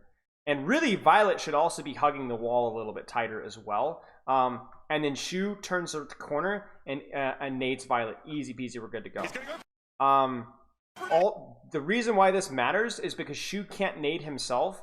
And nading himself just to give himself time means he doesn't take the EMP damage. He's also able to nade himself for the 60, 70, whatever HP. And then Violet's able to pack him for a lot of burst healing. This is a huge mistake from a Houston backline, from Shu specifically. Shu should never die here. They catch Chio though. They got rid of his translocator. So not only does Pelican get the translocator, but he also hacks and kills Chio with what? Happy? Yeah, they catch Happy. That's good. Good from the Houston DPS. And then Violet freaking dies as a result. Fearless catches Lip because he doesn't have translocator. They miss the pulse. Stalker takes a side to give it up. Needs a health pack. Yeah, really well played by both Pelican and Happy there. The only reason that worked out, massive misplay from Shu there. Maybe to try and cap point faster with 3 people? Yes, I think so too. But obviously, risk versus reward there doesn't exactly equate out to something too positive there. Telling you guys, Pelican has had some good moments here. He's really making Lip uncomfortable. 2 minutes, Mitch, and this can be a really difficult part of the map to go through. Like, it even took the Atlanta Rain a few But I think they minutes track EMP at this point in time. But if you're Atlanta, you finish with even though he doesn't quite have it yet. I think they do. The Onghak's just going to stop Hart for a little bit. You know, whether that's always the most useful thing in the world. Again, Pelican's on Lip's translocator. I mean, Pelican just doesn't even care. Right? And it looks like Pelican now that does force a massive support response. My question is where's the rest of Houston? It looks like Pelican actually trying to camp the translocator. Not there. Okay, so it's fine. Maybe it's too deep of a dive, probably. Happy just freaking dies. You'd love to have that one back. So if you don't go here, so he just freaking dies to nothing. That's brutal. If you don't go here, Nade hits Violet. Right? He just freaking dies to essentially nothing. Up on the high ground. I mean, they're just kind of looking at where the payload is right now. I don't know what to tell you guys there. Get another EMP, and then you can just play just the flood out of spawn. Yeah, Pelican is playing like a rat, essentially, which is not even a bad decision, to be honest. Ideally, hold on to that EMP. He's basically saying, you know, I'm just going to continue just be just a giant ass as much as I possibly can do, over and over and over again, which, I mean, I think it's fine, you know. I think it's smart, you know. Now he's got EMP, and we're going to need to see an execute. Pelican, though, lays it down, and there it is. Gets it. There we go. That's what they've done. It ain't hard, ladies and gentlemen. I say that tongue in cheek. There's an EMP tracked. Now, where's the Happy position? Lays it down, and there it is. Oh, Happy's underneath. Yeah, that was good. That's a really nice dive. I'm kind of surprised. Atlanta, this is a little bit of hubris from Atlanta. They have to know that he has EMP. So I don't know if they were planning to like engage here, but like even Lip, like this is just like really bad from Atlanta. This is uncharacteristically bad anti-EMP play. You've got 3 freaking people, all the squishies, all clumped up in a giant clump. They don't even mark Happy on the flank. They don't deny the Winston engage. They don't scout the Sombra. Like, this is normally where you'd see Lip, like, either destroying Pelican's translocator or, like, one support here, one support here. They don't do any of that. Like, this is really poor from Atlanta. So, a good execution from Houston, but terrible counterplay by Atlanta there. And you see everybody on Atlanta just back out, right? Is it better to go for the honor or the Brig in general? It depends. Usually the answer is Ana. Just because she doesn't have the armor. It's just a small little thing. And because the armor pack is slightly less of an issue. You know, like whip shot and stuff is kind of annoying. But armor pack is like not enough healing to keep it on up if you focus her down. But the problem is that a lot of times the Ana plays a little bit further back. So generally Brig gets focused down a little bit just based off the nature of her positioning. Yeah, that was probably the worst play versus EMP the whole series. It was poor play. Losing a fight, but it's one that you feel really good about. So you got to feel good about that if you're Houston. Now, setup here is a little bit weird, and I think what we'll probably see from Houston is they're going to try and take a fight on cart. And this is like classic second point Blizzard world, where it's like we don't want to control high ground because like we can't control high ground without also having somebody pushing cart, and that just makes it ugly. So I think Houston's going to try and keep it on cart and just respond to what Atlanta does with the support ults. They go for the pulse. They go for the early primal. This should be easily peeled off. They actually nano Fearless. I don't even know where Fearless is. He jumps in. They go for the hack on Fielder. I don't know what's happening, guys. I don't know what's happening. Oh my gosh, Violet just dies. They miss the sleep. Violet isn't able to get out.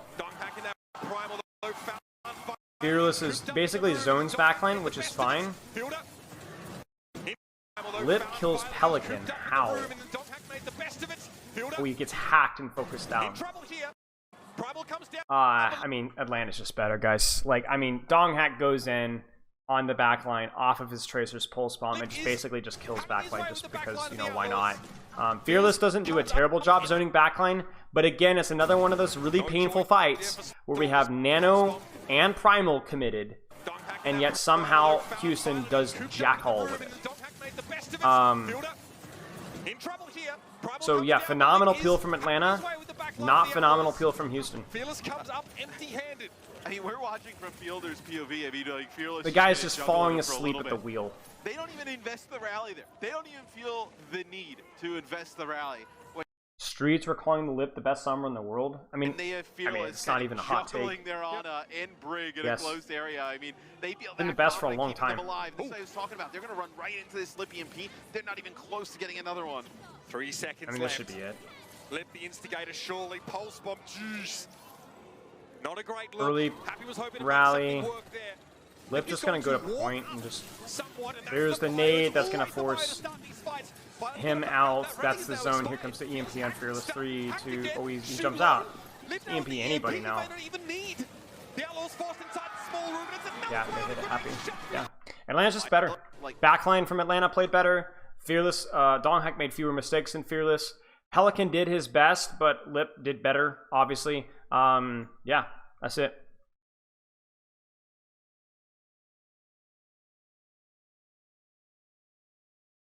Yeah, I think my problem with the grand finals so far is that outside of parts of Ilios where like Pelican was allowed to shine on Echo, it's been fairly close at times. It's not been like a total stomp, but it's mostly just like I would want a meta that's like a little bit worse for Atlanta, just for the sake, because it's like it's just not a, was it a 4-0, guys? Is it a 4-0? No, 4-1. It's just not as interesting to watch. You know what I'm saying? Right. When it's this not one-sided, but yeah. All right, so this is the big number right here. You guys want to look at like the numbers that matter? This is it right here. I mean, obviously, that really these 3 stats are the stats that matter. The sleep darts have been landing significantly more often than the enemy monkey. The nade follow-up on backline way more, so many fewer deaths. And there's a lot of factors that play into that. You know, Winston play, Sombra play, setting up those kills. Yeah. One shot here. Donghack has played better than Fearless this series. I 100% agree.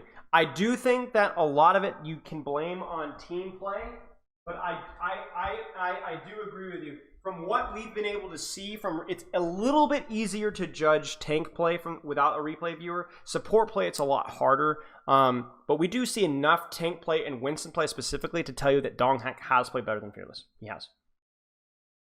Fearless is a phenomenal Winston. Fearless is probably a better Winston than Donghack. But this series, Donghack played better. And whether that was team coordination, communication, I don't know. But I also think you got to give a lot of credit to how Donghack was taking engagements just based off of his own personal decision making. Okay, now I am very excited to talk about this matchup for you guys because this was the most fun map of the series just based off of the brain play. Okay, now some of you guys, I hope, have watched my YouTube video that I posted today because I need to eat. But also because I had a very interesting segment, if I do say so myself, on what the heck Houston was doing with this composition right here. Now, Why are Houston on Brig? Why are Houston on Brig?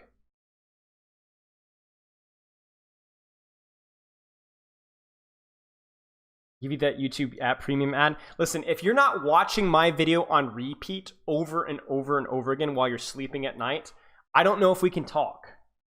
Right, Sombra. Brig is not good in Brawl. She is very easily to speed and run over. Brig has a very powerful ultimate, but if you speed boost your Ramatra and Mei, or with a wall, and Brig gets walled, or she just dies. She just freaking dies. So Violet has to play very careful. He's playing Brig to stop Lip from going Sombra. It's a cheese, ladies and gentlemen. And Lip makes a bad mistake. And Atlanta as a whole doesn't play this one very well. And to give credit to Houston, spoilers, Houston completely outplays Atlanta this map. Totally outplays Atlanta this map. All right? Have a gander, as we say. Lucio is easy to hack. His ultimate is easier to cancel. He's easier to set up on backline and harass. There's a lot of reasons why Brig forces Sombra out faster. You will never see this composition again, almost ever. I don't think you will ever see. I don't think Sombra Brawl is going to be very popular moving forward. We'll see how the balance changes goes next patch. But unless we see Sombra Brawl again on other maps, this is one of the few maps where it's actually good because there aren't a lot of off-angles. You will never see this composition again. Lip should have gone Hanzo instead of Sojourn. Yes. I think Sojourn is garbage into this composition. The only reason that you play Sojourn is because it's a hero pick comfort, and also because Sojourn cannot be sped boosted on by the enemy Ramatra Mei and killed. But the problem is why would you worry about that when they're on Brig and not Lucio? There's no speed boost to chase down a Hanzo. Go Hanzo. If Lip goes Hanzo, I know Atlanta doesn't perform. Maybe Atlanta doesn't win this map, but it looks a lot better. I just don't think Sojourn's that good. I think Hanzo most of the time looks better even with Lucio. But certainly with the Brig, there's no reason for them to be playing this here. Now Violet has to be really careful because they can speed boost on him and force. And right there. You see that? This is exactly what Violet can't do. He cannot get walled. He cannot get sped boost on. He messes up. He gets too close. He doesn't have a bash angle. They even body block his bash so that he can't get out. And then he ends up dying. So that was really well played by Atlanta as a whole.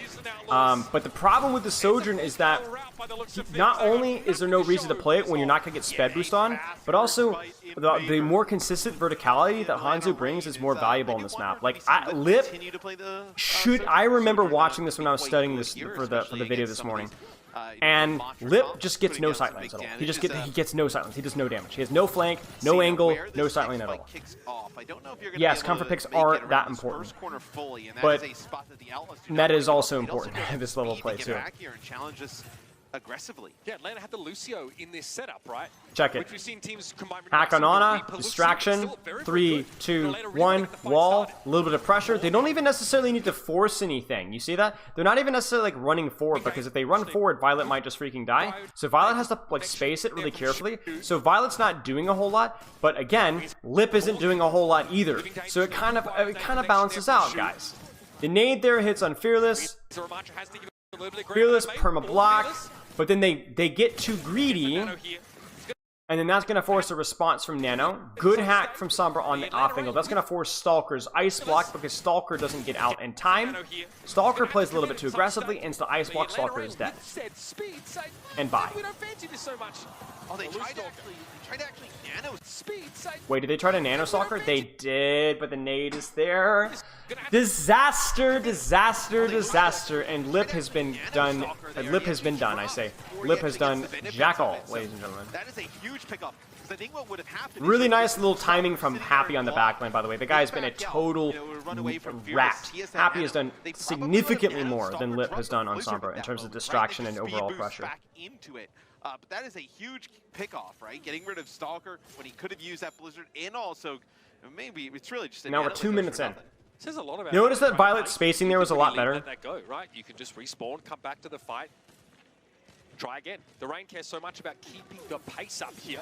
There's the wall. That's a bit of a mistake from Hawk. He needs to spy check there, and that's just a free fight win. And so that's, you know, 30 seconds wasted. It might have something to do with the other DPS in that lineup. So you play that May though in that corner, right? You have condition like an Astra. So much You're time in a great wasted. spot to just have these fights constantly come around.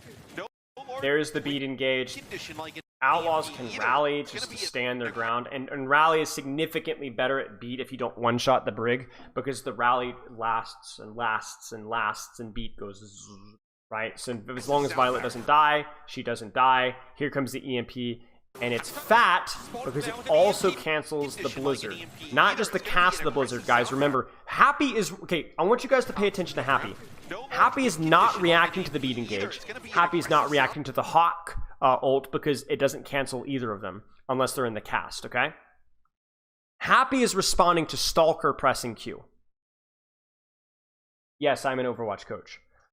Happy is responding to Stalker pressing Q because new EMP now cancels Blizzard. Not the cast of the Blizzard, it always did that.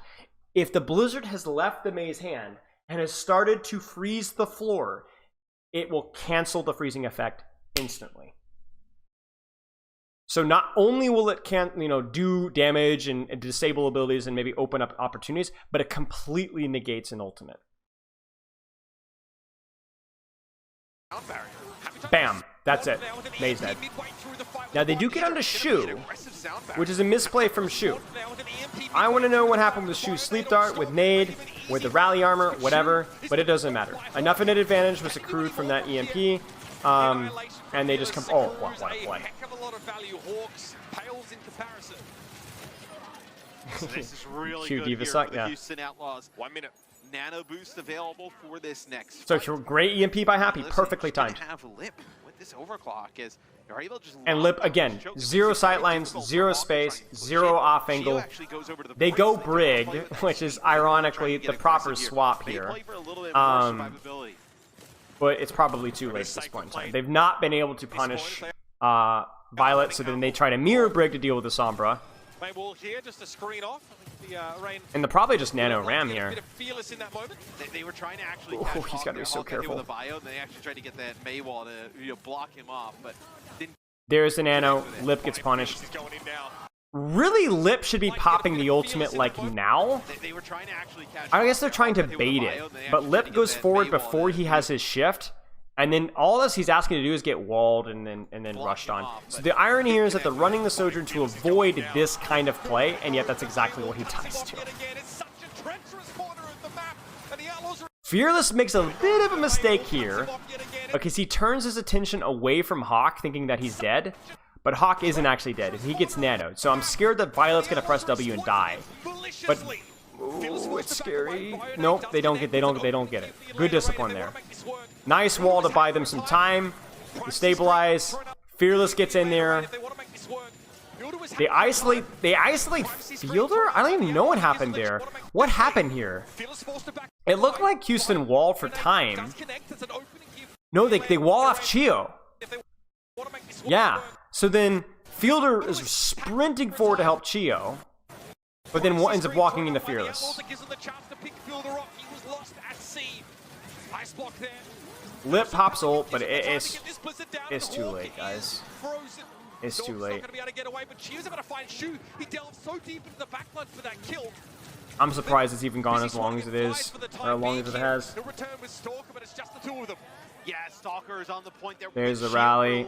EMP 3, 2, 1, bam. And there it is. Blizzard down. Not gonna matter.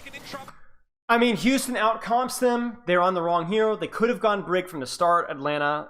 They could have tried some different rotates. Like, they could have... Here's the thing is, like, if you have the Lucio, what Atlanta could have done is gotten the cart to here and try to rotate up through here to try and catch the brig. That would have given more space for Lip and would have also allowed them to force the on a brig to rotate. That probably would have been the better play, but they don't adjust. Like, I think this is the thing is, like, there's always counter strat to the counter strat. But if you don't counter-strat the counter-strat, then you're going to get counter-stratted. And I think that the impetus is always on the team that's getting counter-stratted to respond to correctly. And so Houston basically puts Atlanta in a hole and they don't respond properly. It's hard to do that in the middle of a match. You know, this is not something that I think Atlanta has any reps versus. So if they don't not able to make the call in the moment, they're just going to lose. Yeah. Yeah, Atlanta does get onto the brig, but as soon as Violet cleans up that initial mistake, there's no adjustments at all. And normally, it's not always about adjusting in Overwatch. I see like a lot of Reddit threads and Twitter comments about why didn't we adjust this and that. It's not about that. It's about execution. But there are exceptions, and I think whenever you roll out versus a matchup that you've never like played with before, you do need to try and think about what the adjustment is. Shots fired, field. No, they're not able to communicate. You need the players to be able to make those adjustments. And again, like I said, the adjustments usually aren't super important. It's more about the execution. But when somebody rolls out in something foolish like this, you need to try and make an adjustment. Was forced to duck cover. And so then Atlanta goes, okay, well, you're going to play Sombra, so we're not going to let you play Sombra. But then Houston's like, well, screw you guys. We're going to roll out on Brig to deny your Sombra, and we're going to play a hero that doesn't even care about your Brig. And they go Hanzo. And Houston is just, Houston once again gets the last laugh here, because this is just the better comp, right? I mean, even ignoring Happy's performances on hit scan, it's just, what are you going to do, you know? Violet gets a little bit cheeky with it, and there we go.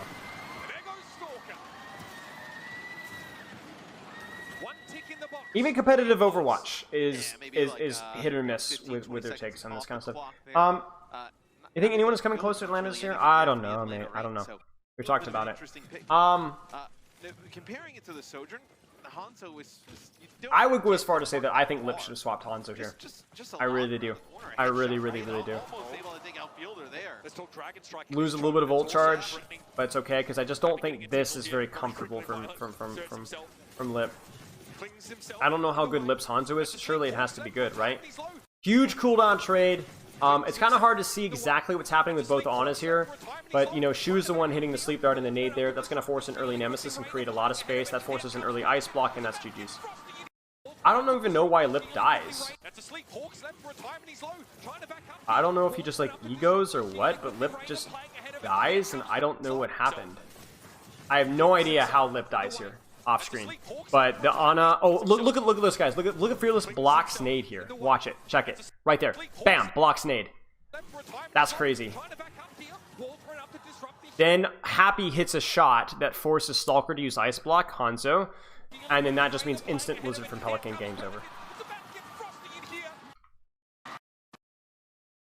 That's crazy. I mean, Houston outplayed them in every single way. Every single way. Individually, on both backlines, outplayed their enemy counterpart. I guess with the exception of Violet, who I think like just existed better. It's kind of hard to judge main support, but more Ana value from Shu than Fielder. Slightly better Ramattra performance in terms of how they were like from what we saw anyway. Yeah, that's great. That's great. No, I haven't done. I only do one match per week because it takes me too long to go through them. I try to be quantity, not quality, not quantity. But yeah, okay. He existed better. Yeah, I mean, I don't know, man. I can't see what either support are doing, main support's doing. It's impossible.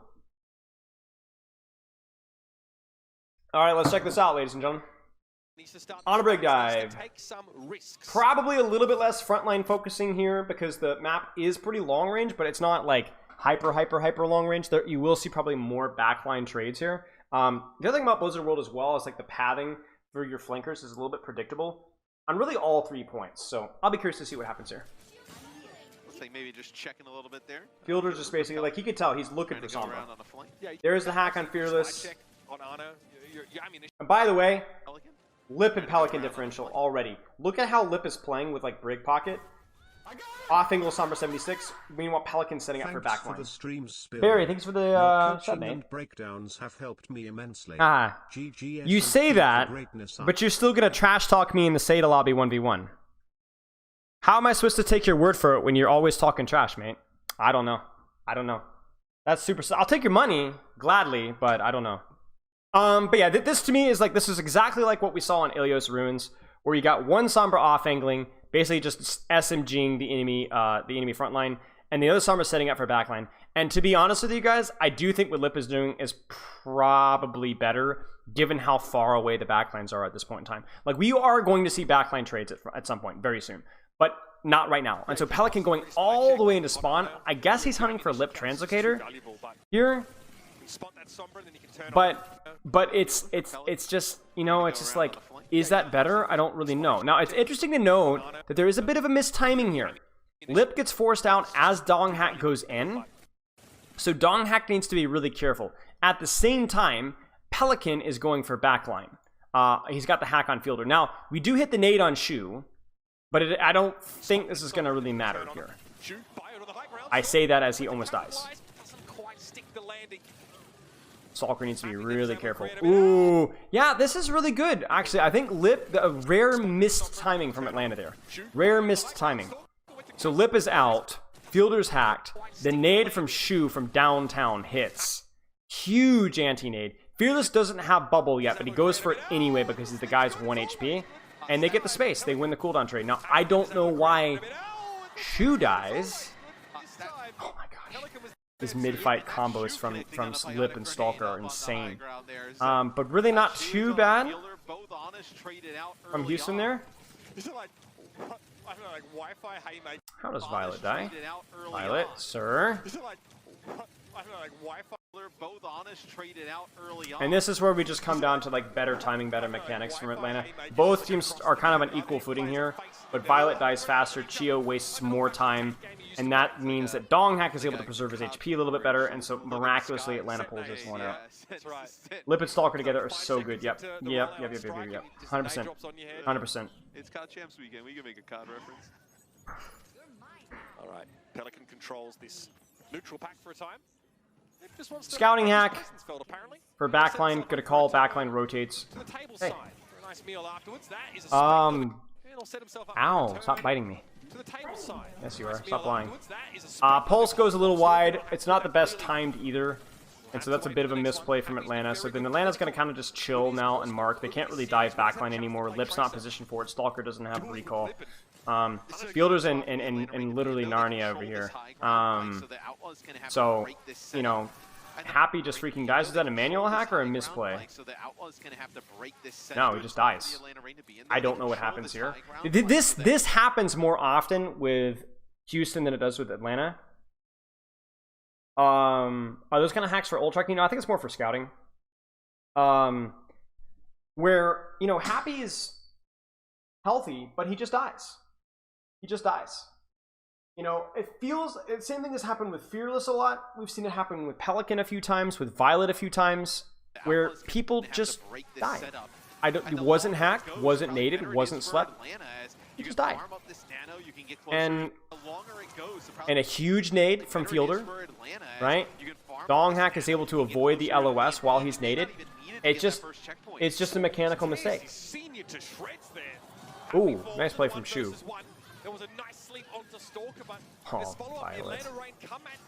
Oh, oh man, EMP responded as well, but there's no follow-up. That's a disaster. Digs deep for that kill. It just seems like you're throwing a lot into that there if you're the Outlaws, right? When you hack somebody, they can see the hacked target through walls. So it's useful for your team sometimes. Pelican to get a kill or two, not going to happen there either. So now, what Houston really needs to do is they need to hunt for a Lip Translocator and maybe look for backline. So Happy's going top. Lip loses his Translocator. He hits a frontline EMP on Fearless, but credit to Fearless, the man finally steps up and jumps the EMP. So he gets slept, but he's able to get his Primal out in time. This is a really nice play from the Houston front line here. They destroy Lip Translocator. Fearless is able to dodge EMP for the most part with his jump, and then able to Primal out of it. Really nice play for Houston there. Really, really nicely done. Really nicely done. A little bit of a mistime there. You could probably guess that Fielder also tried to commit nade off of that EMP and missed it because Fearless jumped it. So this was a really nice play from both Pelican and Fearless here. That was great. Donghack, again, really cares about controlling this high ground. As used, the Atlanta Rain making incremental progress. But and then Lip finally gets punished. I think Chio also got booped down there. That was really, really nice from both Fearless and Pelican. We've been ganging up on them a little bit recently, but that was tight. That was really good. Completely negated the EMP and easily staged into the back line there. That's super good. Got Translocator as well. Really great. Brutal. So then now they're in a position to reset the card and also get some of their own lead here. The Atlanta Reign actually do get that first checkpoint, which is quite huge. Okay, what's going on here? Yeah, it looks like maybe Lip was actually still on the bot at the time. And it didn't Clearing out Tracer. Amount of progress going forward. And He needs to be careful. He does not have recall. Fielder gets slapped. Where is Shu? Is Shu on the opposite end of the bridge? No, I think Shu's over here. Yeah, Shu's over here. There's the anti-nade from Shu. Fearless gets slapped. The bubble is maybe a little bit too early with the cover that they landed off of the nade. So Fearless doesn't need to bubble that fast when the enemy backline's naded, because the enemy backline tucks, which means you can take more space before you bubble. That's actually ironically why he gets slept there. And then he's going to get pulsed, and then he's going to die for it. Now the nano goes out, but I don't know why. Stalker and backline, I think?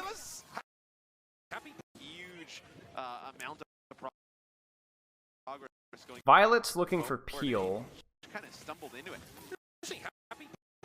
Recall there as he tried to get some poke down on Donkhack. Yeah, Brigana just are unable to peel it off. That's all it is, mates. That's all it is. Donghack doesn't get slept. Backline trade there. And Fearless is going to get nano, but it's not going to matter. Atlanta's backline really plays that one well. Wow. No, Hacked Halflick does not give Sunbelt ult charge. Other ways, so 15 meters there for the Houston Outlaws. Shu didn't get the heal there. Yeah, he also, it looks like he got hit with a bit of the pulse as well. Especially when the other team has that checkpoint. You know, I'm also curious, where was Happy here? You know, I'm really curious here. Recall there is amount of progress going forward, and he just kind of stumbled into it. Happy premature recall there as he tried to get some. Because Happy doesn't really stop anybody from doing anything. Hanging on, nano from Shu, but he's going to fall after the fact. No one there to keep Violet topped up either, so now Fearless is glowing all blue and stuff. Yeah. For the Houston, the other team has that checkpoint. And they can just, so Atlanta's got spawns now. Atlanta's got a high ground. You might see a stalemate here, and I think Atlanta's pretty happy with the stalemate. You know, Lip's just going to sit there and farm EMP. They're going to farm Nano. They're going to farm Pulse Bomb. They have a significant lead in their backlines on high ground, so they don't really need to do anything. They're actually looking to mark the Tracer out in the flank, which is pretty smart. Donghack actually goes in pretty deep with Primal. Hey, Frozen L. I mean, I think Fielder is 12.7. There's the hack onto Fearless. Nothing really changed. We're just seeing a stalemate here. I'm assuming Lip's Translocator gets destroyed here. It does. And he doesn't get pocket in time. They push off of that. Pelican's rat playstyle working out again. You guys probably are wondering, how do I know that his Translocator got destroyed? You guys have seen enough of this to know that Lip isn't just going to stand there and get focused down and die. He's going to Translocate out. The only way that he loses is if his Translocator gets destroyed. So Lip, I think, they need to be more careful about this, because Pelican, the only thing Pelican has been doing is looking for Translocator in these kind of situations. And so I think it's a bit of unfortunate from Atlanta there. Love that. Yeah, it's been really fun to watch. Wow, Atlanta is committing here. I do not like this. I really do not like this. There's no reason for Atlanta to commit here. They can simply reset here. Maybe it's because he gets slept and Donghack doesn't want to stagger. They need to get a kill here somewhere for this to actually matter. It does, I will say this, it does stall out. So it does stall out enough for Lip to be able to get back. Maybe that's what they're playing for. And so what they do is they basically spend Primal just so that these guys can stay in the high ground. So I'm out here hating, but because Pelican is hunting for Translocator, he's not in a position to actually hack and punish Donghack for doing this. And so now Lip is back, and they're freaking dead. I can't do this, man. He's gonna get some healing from Fielder up on the high ground. EMP, Winston, Tracer, backline smoked. All the way back around. He's gonna get some healing from Fielder up on the high ground. 1-2-3 versus 1-2-3. and Violet freaking dies. Then Winston and Sombra on the back line. They don't even hit the sleep dart. Like, it's just... They just don't miss shots on each other. Like, they just don't miss shots. Like, he hits the self-nade, and then the armor pack now has a huge burst. It's just a matter of timing, guys. Like, it's just a matter of timing. Like, the Winston is just a little bit late, you know? He doesn't quite land on the Ana, and... Now, Happy is in his own backline, so he's able to get a pulse kill on Donghack, but... For these supports on the rain to keep That's each just other crazy, up is just man. so silly. I mean, right there, he's got Fearless in his face. I think Happy is there as well. He doesn't even hit the sleep dart there. It's those Inspire procs. Come close together if you can sequence. And you guys ask me, what's the difference there?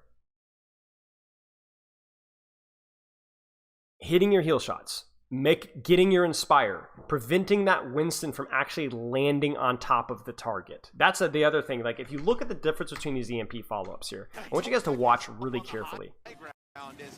You see this? Watch. Bam! He lands on Violet. They are on Violet. They also have Stalker follow-up, which is really huge. The other thing here, Winston does not land on Fielder, so there's no landing damage. You can also attribute a little bit of that to mechanics as well. But if it's a 2-man onto a 2-man and a 3-man onto a 3-man, but Happy isn't really doing anything to peel off his backline outside of being able to trade Donghack. They're going to be able to follow this up. Fielder, they're desperately trying to keep him standing. He's still up. Somehow he's still alive. That is just ungodly. There's procs. Come close together if you can sequence your whip shot right close to a swing. Come close together if you can see. Oh, they don't even sweat. It's those Inspire procs. I don't know where Pelican is. Maybe he gets hacked. I think he loses Translocator. Yeah, they lose Translocator on the in the room to our Mega, I think, or something, and then just, you know, pulse bomb. So there's that. They were trying to chase to kill the Outlaws, but they're getting caught flat-footed here. Yeah, Definitely in Outlaws are getting territory of being able to finish a little the entire bit map toasted. Here. What a statement that would be. Well, I mean, what you got a nano here for Donghack on the way in. You have Rally as well. And Atlanta can once again just kind of chill here. Look at how far Fielder's playing back, right? Nano, Primal, Rally. What's the point? You know what I'm saying? There's the Nano. That's going to waste their Nano. There's the trade. Fearless is probably going to have to Primal or fully disengage. It's not honestly not too bad from Houston, though. An ult for an ult while being able to walk forward is important. Huge sleep dart. 3, 2, 1. There's the hack punish. That's going to force Primal Rage. Then we're going to see a Rally. There, he does. This guy, like, Chio is so greedy with his rallies. It's unbelievable. Tell me that you don't pop your Rally here right now if you're any other support. They just disengage. And the only reason he pops Rally is because he gets cornered. Now, Donghack messes up here. He's got to realize how much in a hole his team is, and he needs to disengage further out. He's staying too far in deep. He needs to get all the way out to kite this out. So that's on him. But in the meantime, backline actually survives, and backline will be able to retake high ground here. They're going to be able to retake the high ground, and we've essentially reset up our positioning all over again. And there it is. Now Happy's out. There's the trade in EMP. Violet does respond well, though. Do we see a manual hack on a Stalker? How does Stalker die? Uh-oh, that's a bit of a misplay from Lip there. Yeah, huge play by Violet here. Huge play by Violet. That's not a misplay, it's a huge play by Violet. How does Stalker die, though? Slap? No, stunned. Naded and stunned. Huge play by the back line of Houston. Huge play by the front line of Houston. Love to see it. And that was really, really clean. Really nice response there. And they did a really good job. It was an extremely expensive fight from Houston. But they did do a really good job zoning out Donghack while they're zoning out backline so they could isolate Donghack.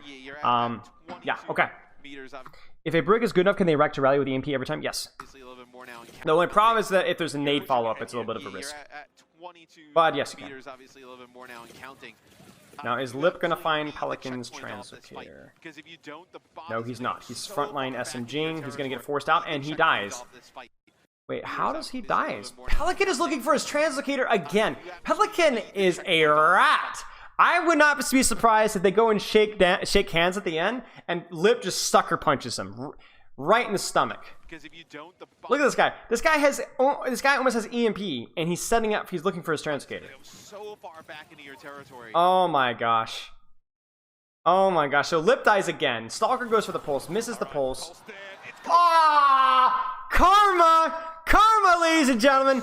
Pelican on the backline gets a little too close, gets forced out, translocates out, but his translocator is on top of the pulse bomb and dies. Ladies and gentlemen, and the nade from the floor. And Fielder nades from the back right and hits both backliners. Oh my gosh. You know, this is the making of a great team. Not only great mechanics, not only great team play, but just a little bit of luck. Ah, no way. Look, Stalker's laughing. He knows it too. Look at him. Look at him. He knows it too. He knows it. He's like, there's no way. There's no way that actually just happened. Should be swinging right on back to the Outlaws half of the map. I mean, what? They have 112 meters. Right? Total rat. You know, Lip is like, bro, I'm gonna pay you a cool 50 after this match. Appreciate you, bro. Glad you got. You can't see my face cam. All right. Can you see it now? Can you guys see it now? Watch Stalker's face. Can you see it now? All right. Look at my man is grinning. And now Lip's like, yeah, thanks, man. I appreciate it. You know, I got you next time. Not real, man. All right, and then now Atlanta once again with such a lead. Like, you could pretty much just AFK on this high ground and just control space. And this is especially attractive because you go into this fight and you're like, we don't have our EMP yet, we don't have Pulse yet, we don't have Rally, we don't have Nano. Why force a fight? So what you'll probably see here is I would like to see, I don't know, maybe Donghack on cart here, Lip maybe SMGing, and Stalker should be in spy check duty. Stalker should be hard marking right now. Like, you see a good split from Ana and Brig here. Oh, Stalker's, wait, we're on Kiriko right now. Okay. Probably the best Ana Kiriko team in the world, and their Brig stuff has not been working, so, you know, you got nothing to lose. Roll the dice, maybe. Isn't it risky for Donghack to play card if they have EMP? Yes, but it's risky regardless. Donghack can react to EMP with jump. You guys saw Fearless do that earlier, and he has Primal afterwards in case that he needs to use it. Good catch. So I would rather have Donghack push cart so that Lip can focus on pressuring frontline, and the Stalker can be freed up to go hunt for backline. Whether it's hunting for Translocator, hunting for Happy to prevent the follow-up from happening. Unfortunately, Violet just freaking destroys Stalker. The EMP hits, and it hits both backliners. Bro, like, what are these people? Like, so it hits one, but they're only able to get onto one, and again, the follow-up just isn't there. Like,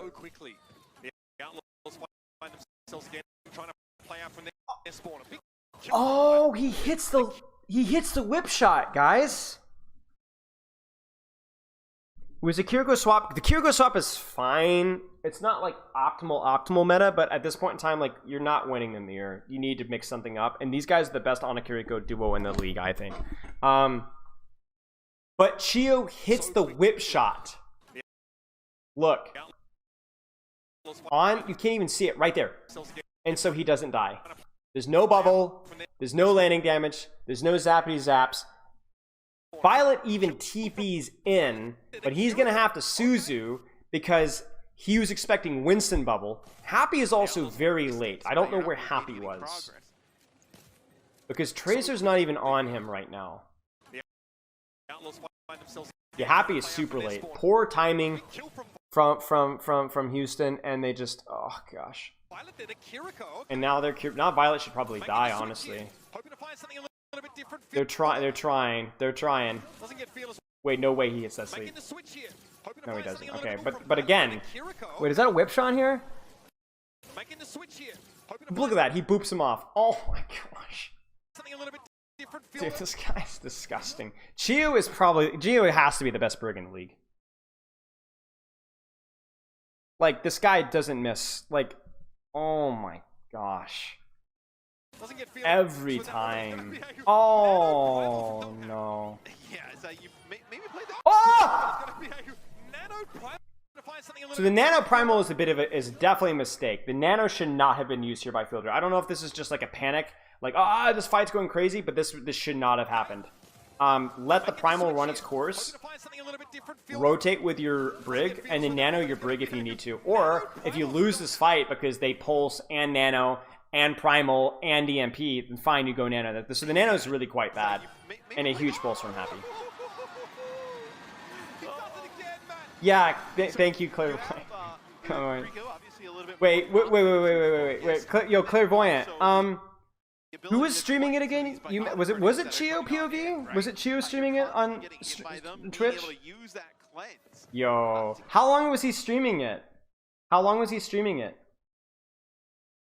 Well, Donghak was in the act of primaling. You see, that's why the nano was bad.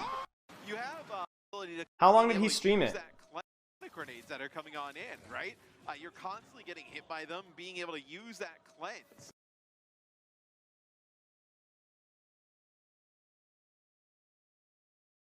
Wall pulse, by the way? Really? Yeah, so you Oh yeah, you're right. I don't even think he stuck him. Nano That's crazy. primal from Donghak. Bro, how is that allowed, bro? That ticks me off. Freaking Chio, man. Guy thinks just because he's the best brig in the world thinks that he can get away with a crime. He does it again, Matt. so you have the Rico obviously. By the way, cute little tech here. I see this happen sometimes. Watch Donghak. Watch Donghak right here. Playing some of these biotic grenades that are coming on He in, goes right? Doomfist. You're Does anyone want to constantly know getting hit why by he them, goes Doomfist? being able to use that cleanse. Wait. I see players do this. I'm not sure why. I think the reason why he's freaking Heisenberg out here. Yeah. I think the reason they do this is I think it's to get out of spawn faster. I think they just do like tap punch H swap to Winston, but I'm not sure. That are coming on in to get rid of that. There's some strat in there somewhere.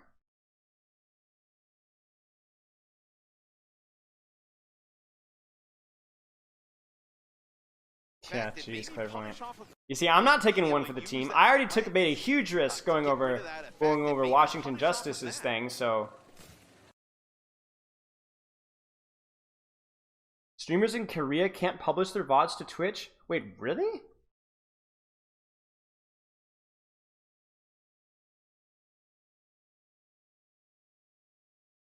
Really?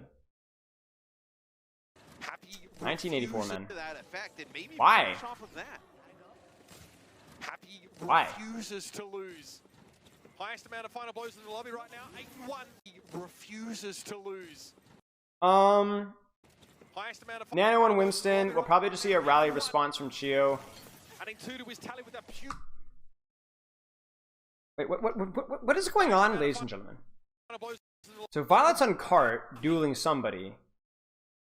They nano Winston, and he just gets whipped away, and they just rotate away. Like, I don't think you guys understand how important being able to do this is. They nano the Winston in. Okay, I will say that the follow-up from Houston is pretty bad here. I don't know where Pelican is, but he's not doing anything meaningful because there's no hack, there's no follow-up here. And they just nade, and they just kind of whip shot him away and just kind of like walk away. Something about ISPs not making a deal? 1984, man. Land of the free, you know?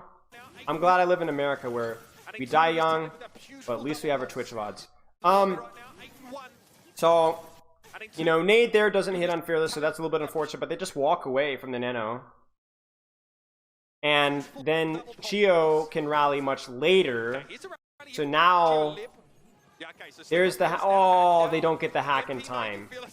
But it's enough punish to like completely light this guy up. I just don't know where Pelican and Happy are doing this fight. Like Donghak is just like I don't even know what Violet's doing this fight.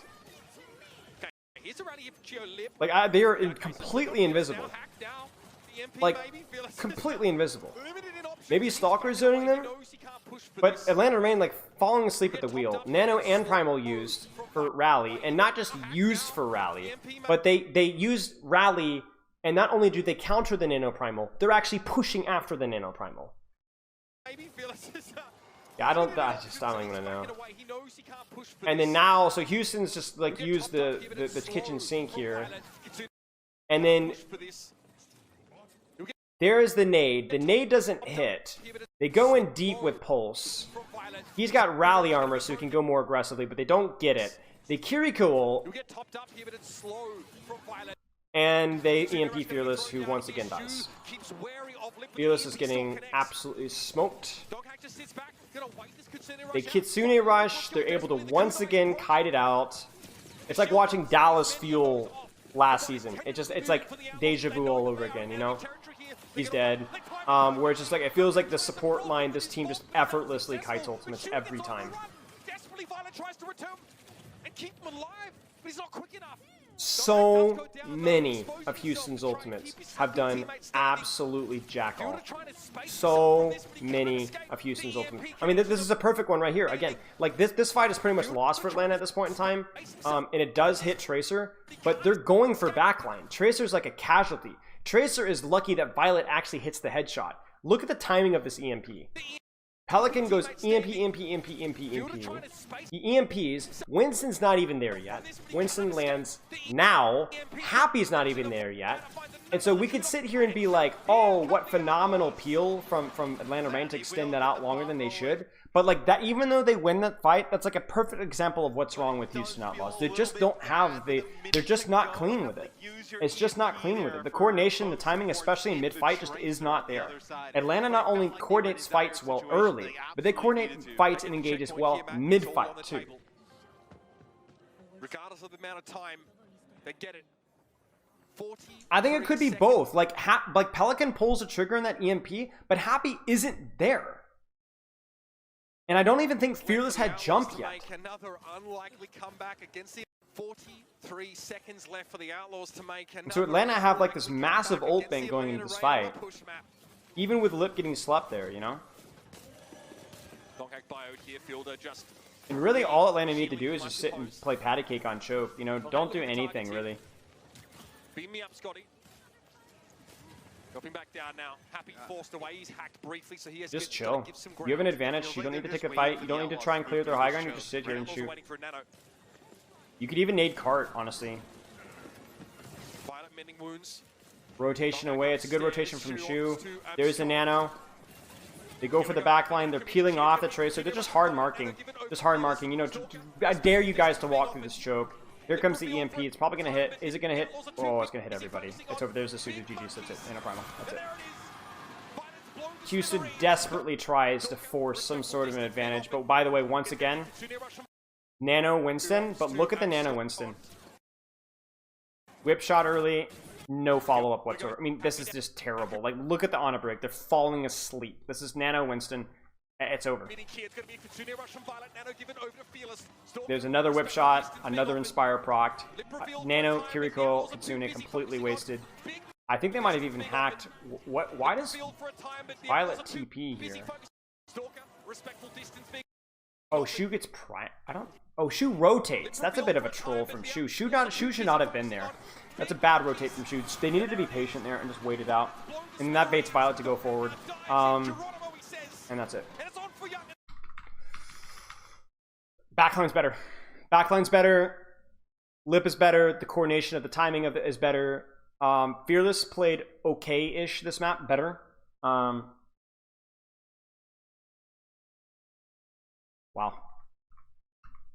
I want to see this. Just think about his career as a whole, right? Starts playing remote at the opposite time zone, right? Oh yeah, that's right, with Paris Eternal. I remember he was on a winner stage final there. Yeah, going from there to being a world champion, then But it wasn't straight away on that Dallas team. Yeah, true. There was some real struggles, and Fielder had to fight through some metas that were kind of hostile to like other aficionados. Yo, Prosper, thanks for the subs. And I even think after last year, Bro, wasn't it more than 100 ping? I think it was like 150 plus. Because he was in Korea. Like, oh, Dallas will be fine, like without them, right? Like, you know, there's tons of supports out there. And to see them come to Atlanta and be so 200 standout milliseconds, that's crazy. even then, Alright, y'all. Well, all here game. So last map. in play. Atlanta has been dominating in every single way. Outside of that one brawl match. I like the coordination has been better, the ultimate usage has been better, the Sombra play has been better, the backline play has been better. I think Tracer play has been overall better, but that's more of just a bias because I know that Stalker is a better Tracer player than Happy. I think Happy has been doing okay, I guess, but the coordination's been better. Yeah. That's true, Frozen L. Sending a large message to the rest of the league of Madness. But I think just sending a large message to the rest of Nice the hap league by Lip. That's going to get their control of high ground. Also a little bit of yield ult charge. He gets his, he does get his Translocator forced out. Pelican is doing the rat thing. I mean, at this point in time, we've come to expect this. Like, Pelican is not only hunting consistently for Translocators, but he's consistently setting up for backline all the freaking time. All the time. All the time. And that does mean that we see more backline hacks set up. There's the hack on the fielder. He gets forced out. There's the shot onto Tracer. They're going to force Tracer out. They are unsuccessful with that. They're trying to isolate Dong Hack. Needs a bit of healing right now, so drops the bubble. Belated, to be fair. He's about to hold on to that for quite some time. If Fearless drops first. Fearless's bubble almost like kind of trapped him. Hold on to that for quite some time. Fearless gets hacked on the jump, and he almost dies. That's going to force a defensive anti-nade. Which team is going to win the cooldown trades? They force the Sombra. Oh, they don't get Sombra out. Oh! Okay, notice again. Look at Chio here. I want to give credit where credit is due. So you see Violet on high, okay? Violet on high is, and Violet ends up disengaging. All right, he baits the Winston engage. Chio sees Winston jump in, so Chio drops and forces swings on the Winston because he knows he doesn't have to be with his Ana anymore. Lip survives with 1 HP and ends up getting out. Now, I don't know where Pelican is, though. Line of sight, so almost able to take out Dong Hack there. Means that he also can't initiate while he's sitting under that. Another 4-8-4. See, the main takeaway here is just where the heck is Pelican? To be fair, he's about to hold on to that for quite Like, where the heck is Pelican? He's on the off angle, but I think it's because he's setting up in the enemy team's backline. His cycles are just way too long. And so what ends up happening is then, you know, this fight is just happening, and he's just not there. He's still half HP. I don't know where Pelican is.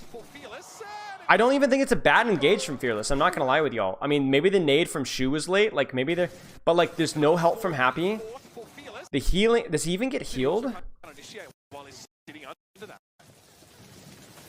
Yeah, he does. A little bit. Maybe a bad reload timing there. Or I don't even know. Maybe there was a missed shot. But the nade's late. But, like, Pelican just isn't there.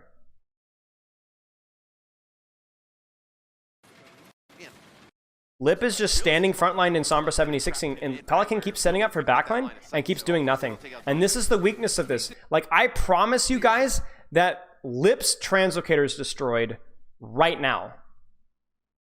Right now. I promise you. But if you don't get that one shot, and that is a bit of a misplay from Fearless, I will say, right? Bang. He doesn't quite get the finish, maybe. You know, I think also, like, you would like to see Happy involved in this engage as well. Maybe a shot from the Ana or a nade from the Ana as well. So it's a misplay from Houston. But, like, if you don't get that finish, Lip is just gonna, he's just gonna SMG. And meanwhile, Pelican has literally been out this entire fight until now. So Fearless is gonna look like an ape there. Haha, get it? But really, that's not just Fearless's fault. There's just no follow-up. Pelican just isn't there. Happy isn't there. The nade isn't there. The shot from his Ana isn't there. If they get a player weak, everybody is converging on them within seconds. There is just So if you're not getting the one shot on your Sombra, I mean, look at Lip. Lip is tired of it. Then you know you're cooked. But I think that's one way in which like that team play Stop foreheading me. really being displayed here by the Atlanta Reign. Oh, what an early engage. Not well timed though. Not well timed. You guys notice it? This is why this goes a little bit shaky. It's not perfect. Uncharacteristically, not perfectly timed. The Winston is late. The Tracer is late. And so therefore they don't quite get the finish. They do hit the pulse. I don't even know how the pulse swim hits, guys. I'm not gonna lie with you guys.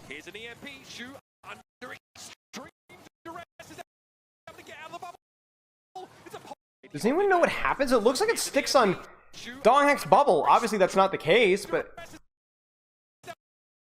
Oh, it hits on his shield. What is... Well, I've never seen that before in my life. What? There's the hack on a fielder. There's an actual dive from Houston. And they get the backline trade. Alright. Nicely done. Does cost them a nano, but they actually get the follow-up. It hits behind his shield. Ouchies. Stalker forces Pelican out, so you still have the getting both of them. So we'll see though, maybe the Outlaws looks like getting closer to a flip here as Stalker forces Pelican out, so you still have this trace. Ooh, he gets destroyed. Bit of a mechanical misplay there. Better target focus, better mechanics from them. Stalker with 3 in that fight. What an opener. Again, off the back of that lip EMP, but everybody from the Reign, they're like moss on a rock. They just turn up. Nice lip. They get their just desserts. The Outlaws do there. I'm sorry, like... You're ready to learn Chinese, buddy. Like, yeah. These fighters are just insane. This doesn't make any sense. Regular Chinese. It's like an NBA meme. Welcome to the Guangdong Tigers there. Notice how this backline's playing versus the threat of EMP. Like, everybody has to be on edge. Ana, Brig, Winston, all have to be on edge for this EMP. There's the hack on Ana. Winston needs to use that as a cue to go aggressively. There's the EMP into the chain. They honestly just sell Fielder there. They know like that it's over. You know, they weren't able to stop the follow-up. They got 1, 2, 3 follow-up. Manual hack into EMP. Chio just needs to run, find value elsewhere. Questionable rally there. Not his best work. Really should have just taken the L there. He sees the translocator. The help. This will be the big one, right? Can they live through here? Oh, Lip actually, he sees the translocator. That's great. Oh. A little respect, perhaps, Lip. Sat there on what, 10 health, steamrolled by Happy. That's great. But right now, he means business. Business hasn't been great though. They need to be able to live through this next EMP that's going to come down. That is the dive that we need from Houston. Check this out, ladies and gentlemen. They need to manual hack forces the Brig to turn around so that she can't hit the whip shot, okay? Winston then lands for free. Tracer lands for free. Cuts off the escape with the bubble. The Nano has to follow. Now, I do not agree with the Primal. I think Houston needs to play this one way more patiently here. You're doing fine. I don't think this was necessary at all from Fearless. But that's a much, much, much better dive from Houston in terms of the proper timing there. The question, though, is why the Primal? Not necessary. You can play around your bubble and zap, zap, zap, zap, zap, and then go in. Not worry about Sleep Dart. Meantime, the Nano Winston's on the back line, which is being peeled off pretty easily. It's a little bit of a deep jump from Donghack. I don't think Lip had time to set up yet. So really just kind of a neutral trade. There is the response from Violet off of the deep jump off of his Ana. Shu needs to rotate in. They get the peel off. They walk into a fat EMP. They focus the Tracer because the Tracer is the hero that doesn't that is overextended and does not getting rally armor. Why do you think he primaled? No idea. Trying to greed the punish off of the Nano, maybe bumping the rally out. No idea. PTSD thought he was dead, so Happy just freaking dies. Frontline EMP, that's also going to cost Fearless. They Nano Fearless, but it's too late. He's naded, that's it. Everything that could go wrong here for Houston goes wrong. Yeah, eventually the Outlaws going to be forced to fight for this, whether they want to disengage or not. a dry dive forces rally, first off. That's the first mistake. Second mistake is the rally hits 5 people or 4 people and they kill the target that's isolated. Happy's not able to recall in time or blink out in time. Then they hit the nade onto Fearless, and because he's out of LOS and naded, he's unable to avoid the EMP. Then the nano on the already detonated Winston, and they're gonna be able to have they're gonna be able to clean this one up too, I think. Yeah, there it is. And that's it. Ah, jeez, man. Everything that could have gone wrong. All right, guys. Is this it? Is this it? Yeah, this is it. All right. Roll the dice. Let's see what we got. Sombra May on a brig. On a brig, but you're going to run a Ramatra because there's a little bit more space. The May as well because there's a little bit more choke control. This is just like an alternative comp from Houston. This map is a little bit more open, more linear. So the Ramatra gets a little bit more value. The May gets a little bit more value because the May is a hero that has good poke and has a good matchup versus Tracer Sombra. Hard to hack, hard to isolate. Obviously the May ult's pretty much worthless in this matchup. I mean, it's okay versus Winston's if they're not smart. But yeah. Also Pelican, good May. We'll see how it stacks up against the Outlaws, who are for their last. So Outlaws really need to find a way to kind of rotate. And keep pressure on the enemy Tracer, enemy Sombra, like hard mark permanently. Because if they look at things from like raw poke damage, raw like spam damage prior to the dive, Outlaws have a massive advantage. So you really want your May taking off angles, and essentially your Ramatra as well. And basically, if your Ramatra plays it well, he should never ever dive to a manual hack nade dive. So you need to like take angles, put pressure on the Monkey, Sombra, and Tracer 24/7. Happy's all the way in the backline looking for Sombra Translocator, by the way. I'm noticing a pattern here. And Atlanta needs to find a way to get isolation, right? So like right here, they are full HP. That is a huge problem for the Houston Outlaws. Right? The whole point of this composition is that you need to be able to put out some sort of dive pressure here. And let me tell you who is mispositioned. Who is mispositioned, ladies and gentlemen? Who on your screen is mispositioned? The whole point of the Outlaws comp is to control off angles and mark the dive. And either put out spam pressure or to discourage the dive from happening in the first place. Who's mispositioned from Outlaws right here?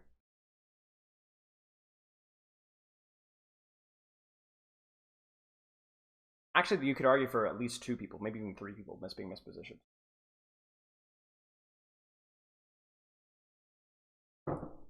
Well, okay. One of these 2 targets doesn't need to be here. One of them can leverage point and spam pressure. The other one needs to be on an off angle, preferably on this side right here, poking out. I see this right here, and this makes me irrationally angry that nobody is shooting these targets because my May is on point. Why are both of my poke targets sitting on point? You only need one to put point pressure and the other one to control an off angle to clear these guys out. May being here is preventing this follow-up from being here. Or Ramatra being here and letting May go point. Both are pretty survivable. Now, what Happy is doing is fine. This manual hack will probably force recall or put out a lot of pressure. Like, see, their attention's now on him. So Happy saves the day. This is really good from Happy. But you can't have both of your characters on point. This is going to give a lot of space to Atlanta Rain right now. A lot of space. So even though the backline doesn't die, they're not going to die. That's way too much space and not near enough punish on the Atlanta Rain. Like, Atlanta Rain dive should have been absolutely curb stomped. Like, this is like really honestly way too much attention onto this Winston here. I don't like this. I don't like this. I think I don't want my Ramatra and May stacked up here. It's not good. It's not necessary. One of them alone is enough to push out the Winston here. Where is the mark on this Tracer here? And again, look at the stack. Pelican or Fearless, one of them should be on high ground, controlling an off angle. One of them should be here, controlling an off angle, pressuring point. This is really, really poor. Map 9 of the day, you're feeling it at this point? Yeah, that's true.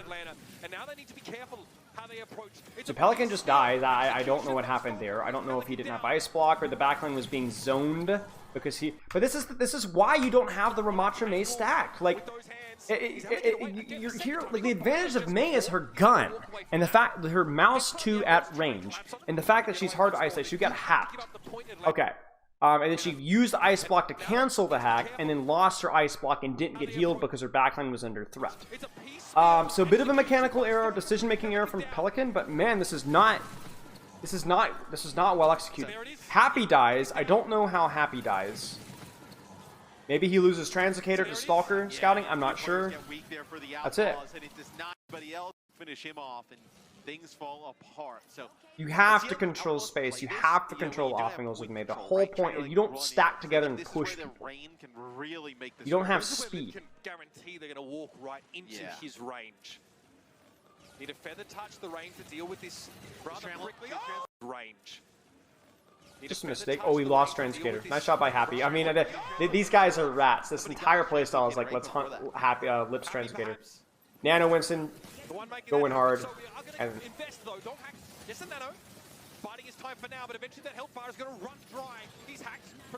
Q, oh no, the Nano is too late.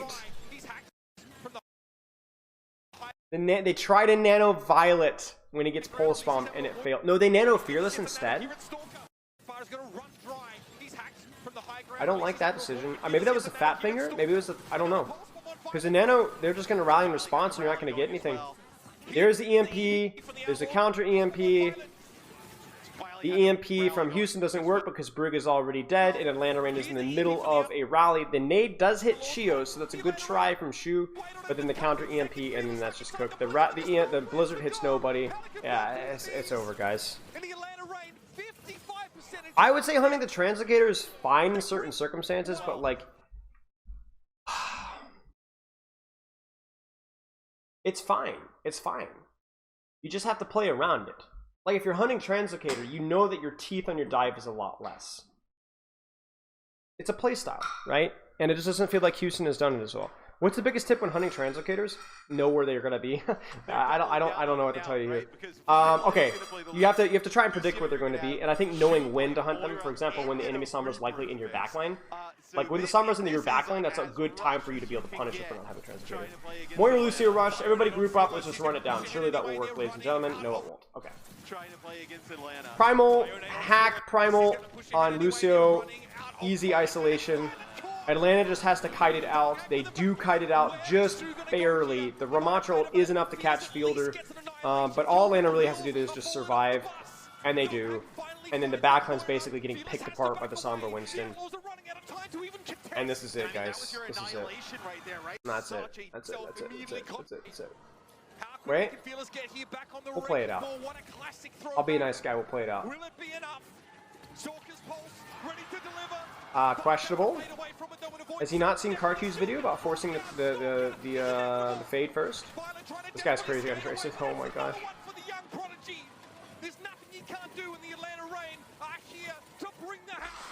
And that is it. Atlanta just better in every single way, shape, and form.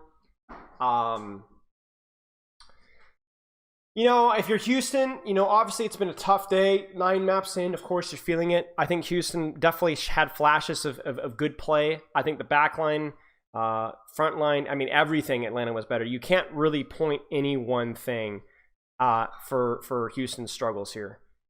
Atlanta was just better. Team play, macro, DPS, frontline, tank. I think Donghack surprised today. I think he was the better Winston today. Obviously, a lot of factors played into that, but at least the first 2 maps, I think Donghack was the better Winston. Yeah.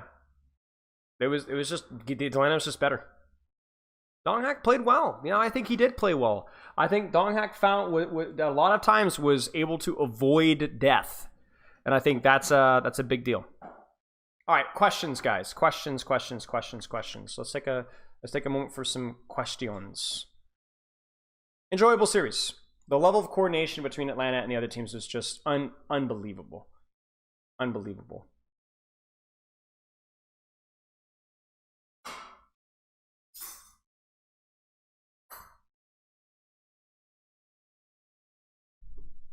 How was Hawk? I mean, I don't think we really can make an opinion. There wasn't really enough to say or see about Hawk. Wasn't anything huge either direction. I mean, I don't think he was like the major problem with that.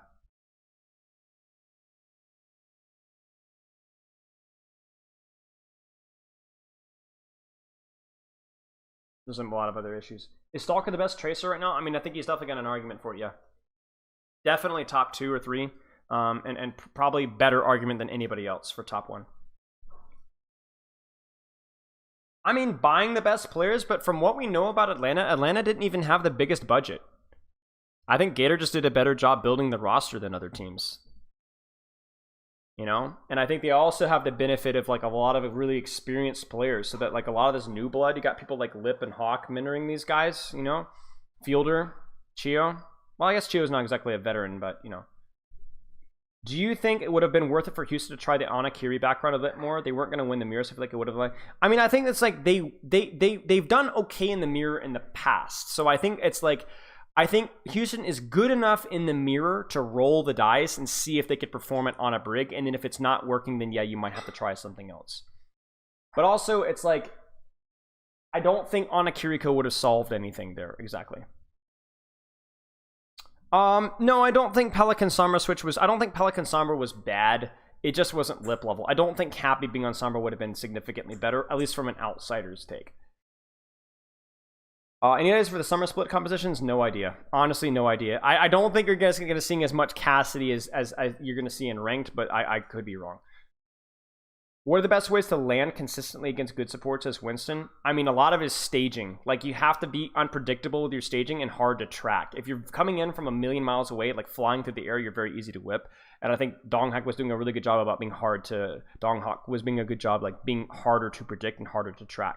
And they also were utilizing their DPS attention as, like, a little distraction as well. Like, you notice a lot of times that, like, Sombra would go first or Tracer would go first to pull Brig attention. Yeah, they snuck away. Yep. Yeah. Yeah. From what we know, Atlanta isn't even in the top 2 or 3 in terms of budget. I mean, they're obviously a bigger budget team, but they're not. They're definitely in the top half, I would say, but not in the top as far as we know. If you run into Summer Tracer, Winston, Brig on a comp, what do you do? I mean, if it's any of these players, you just cry. What's Ram's goal into the last point? How do you get value besides keeping space and off angles? You just keep space and off angles. I mean, that's it, right? You just shoot the Winston. Shoot the Winston and make the backline, like, respect your positioning, right? Ramatra generally can't actually dive the backline, but he can more consistently prevent them from taking good positions. But they just didn't do a very good job of it. I saw way too many times Ramatra and May just sitting on point together. And that was not good.